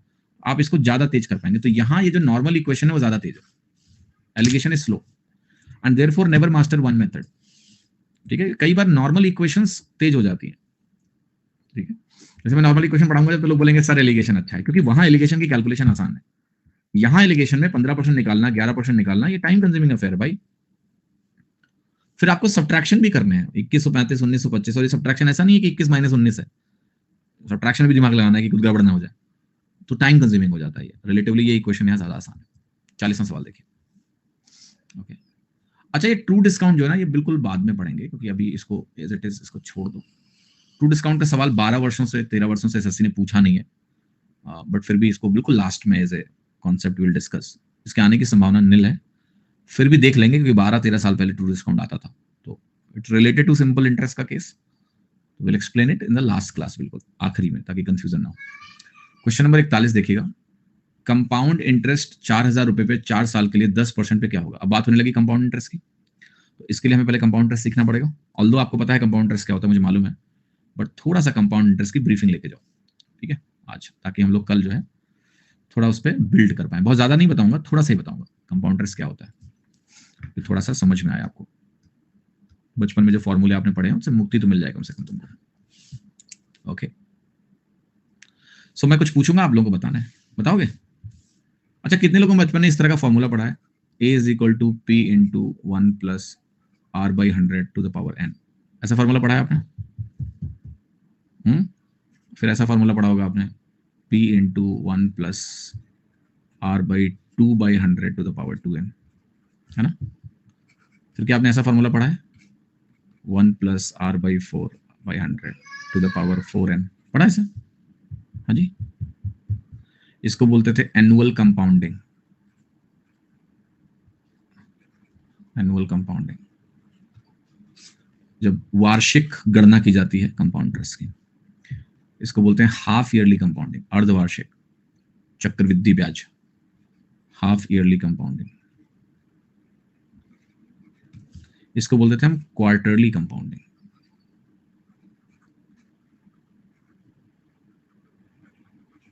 मैं आपको बता रहा हूं कि मैं ये फॉर्मूले आपको पढ़ाऊंगा नहीं, पहली बात, जरूरत नहीं है, बकवास फॉर्मूले, बट आप इन फॉर्मूलों का प्रूफ जान जाओगे, सो दैट इफ इन फॉर्मूलों की जरूरत कब पड़ेगी तुम्हें, if and only if examiner पूछ बैठे कि बताओ अगर रेट हमारा r% है टाइम पीरियड एन ईयर है, तो हाफ ईयरली कंपाउंडिंग में अमाउंट प्रिंसिपल का क्या रिलेशन होगा, यही पूछ ले आपसे, सीधे फॉर्मूला पूछ ले, then you need to know the formula. तो ऐसा नहीं फॉर्मूला जानना नहीं है, बिल्कुल मेमोरी से डिलीट नहीं करना है, फॉर्मूला ही पूछ सकता है आपसे, तो आप ये फॉर्मूला भी डिराइव करके लिख दोगे मतलब इन फ्यू सेकंड्स, ठीक है, कुछ सेकंड ही लगेंगे।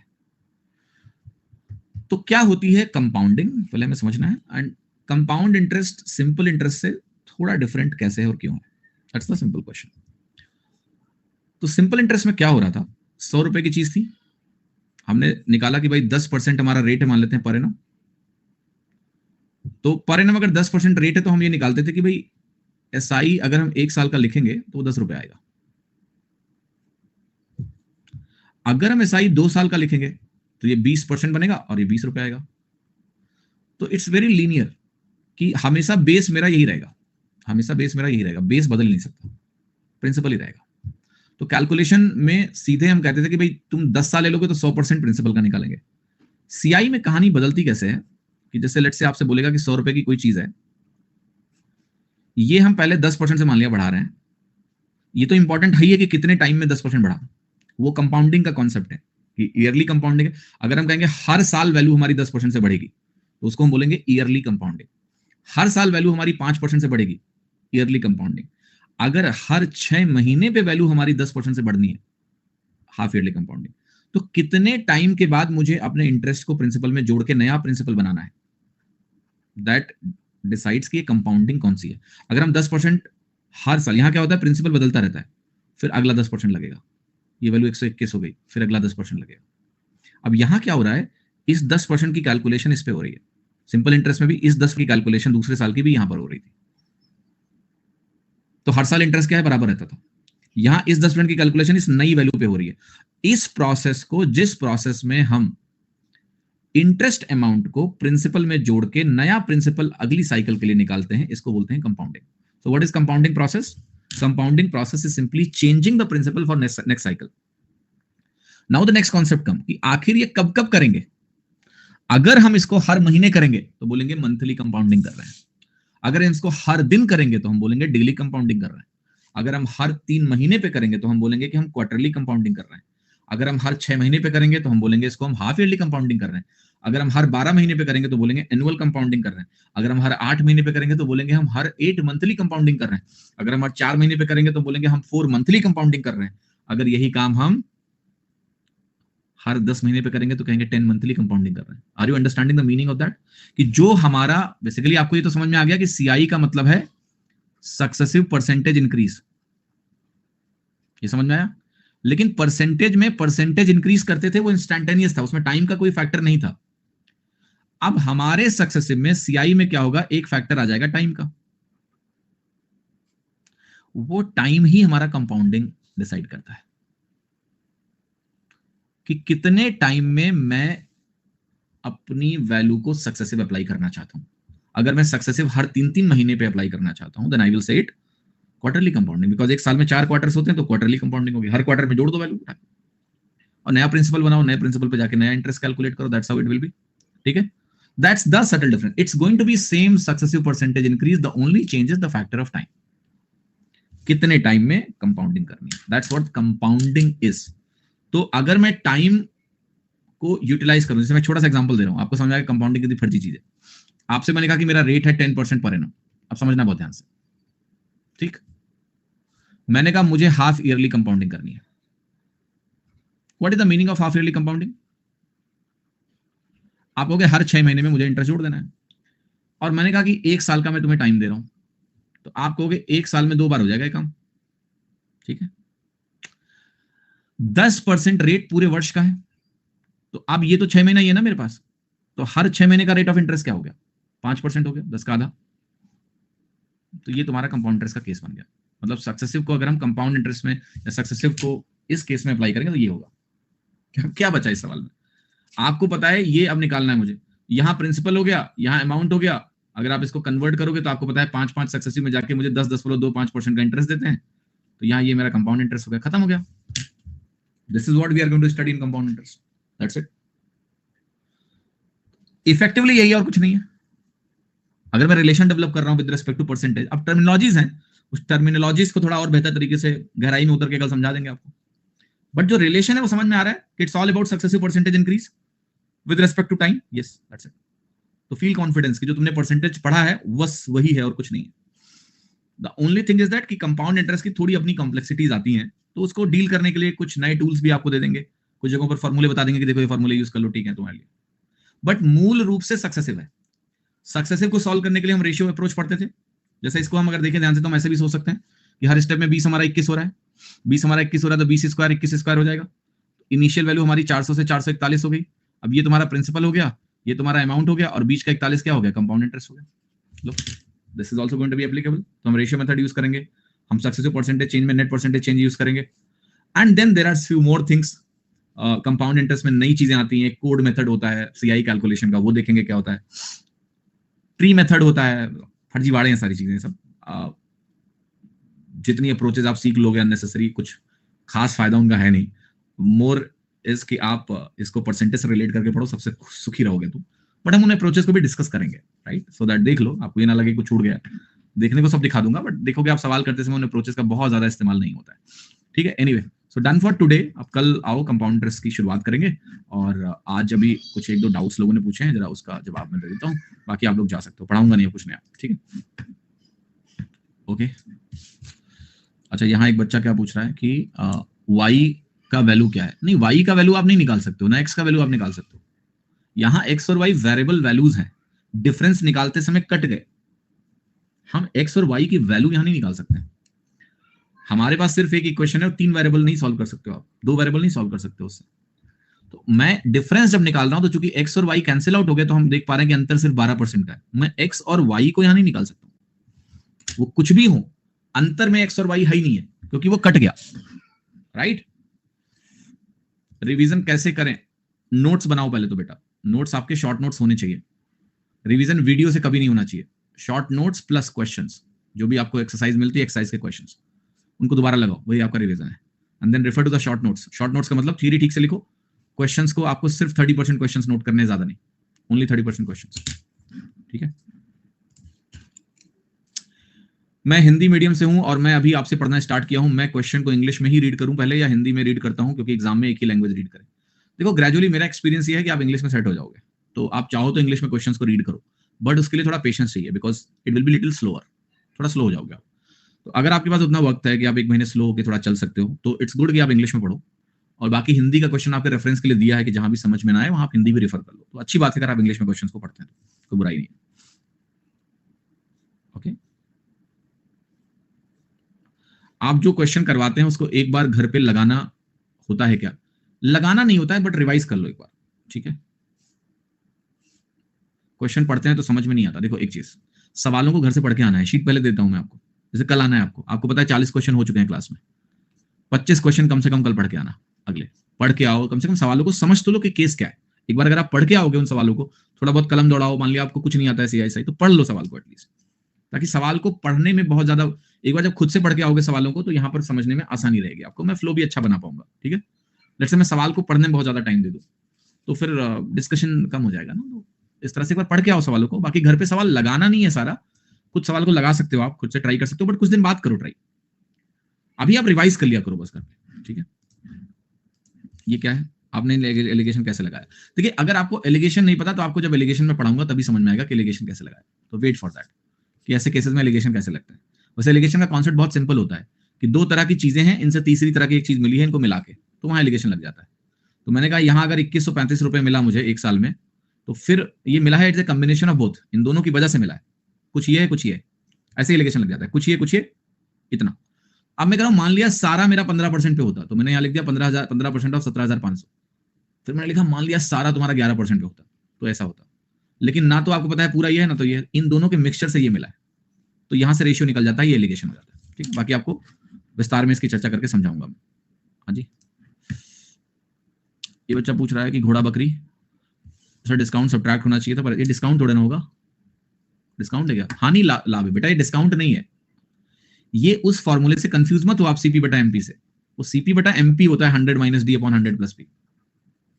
ऑल्दो ये फॉर्मूला उसी की तरह सिमिलर फॉर्मूला है, यहां सीपी है, कॉस्ट प्राइसेस है, एक प्रॉफिट पे एक लॉस पे, लॉस वाले को घटाया प्रॉफिट वाले को जोड़ा, 13% का मुनाफा है तो 100 + 13, घटाया तो ये, और यहाँ आपका एक्सप्लेनेशन लिखा हुआ है पूरा कि जो मुनाफे पे गया वो x + 100, जो लॉस पे गया वो y - this was just I was trying to explain कि भाई सीपीएमपी के केस में भी क्या होता है, ऐसे होता है, एसपी मिलता है, यहाँ आपका प्रॉफिट परसेंटेज होता है, यहाँ आपका डिस्काउंट परसेंटेज होता है, ये एमपी होता है। तो अगर हम वहां सीपी बटा एमपी लिखते हैं तो क्या होता है, सीपी साइड में ये आता है 100 - डी, और यहाँ पर आता है 100 + पी। लो, तो ये फॉर्मूला यहाँ से आता है। यहाँ आपका है CP1 और यहाँ आपका CP2 है, यहाँ आपने कहा y% है, यहाँ आपने कहा x% है। तो जब आप CP1 बटा CP2 लिखोगे तो क्या होगा, यहाँ ऊपर आ जाएगा 100 - y अपॉन 100 + x। अब आपने जो लिखा है बेसिकली यहाँ पर कहानी, आप ये देख रहे होगे कि यहाँ माइनस होना चाहिए, यहाँ प्लस होना चाहिए, उल्टा लिख गया है। नहीं, मैंने आपको बोला कि घोड़ा और बकरी है, मैंने आपको यहाँ पर लॉजिक भी बताया था कि घोड़ा है बकरी है, लाभ पर किसको बेच रहे हो, हानि पर बेच रहे हो आप घोड़े को, ठीक है, एक पर यानी घोड़े को आपने हानि पे बेचा, लॉस पे बेचा, तो घोड़े का कॉस्ट प्राइस ज्यादा होगा।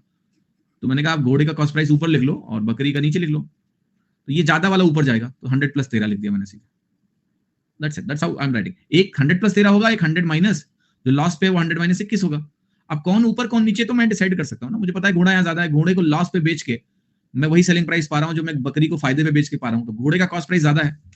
अगर कॉस्ट प्राइस ज्यादा है तो घोड़े की वैल्यू ज्यादा है। तो इट्स लाइक मैंने उल्टा लिखा है, अगर आप इससे रिलेट करो तो मैंने उल्टा लिख दिया एक तरह से, एमपी बटा सीपी लिख दिया, तो आप समझ जाओगे मेरी बात में क्या कह रहा हूँ। चलो कल मिलते हैं, कल आना जोश के साथ, सीआई में घुस रहे हैं, ठीक है, कल मिलते हैं।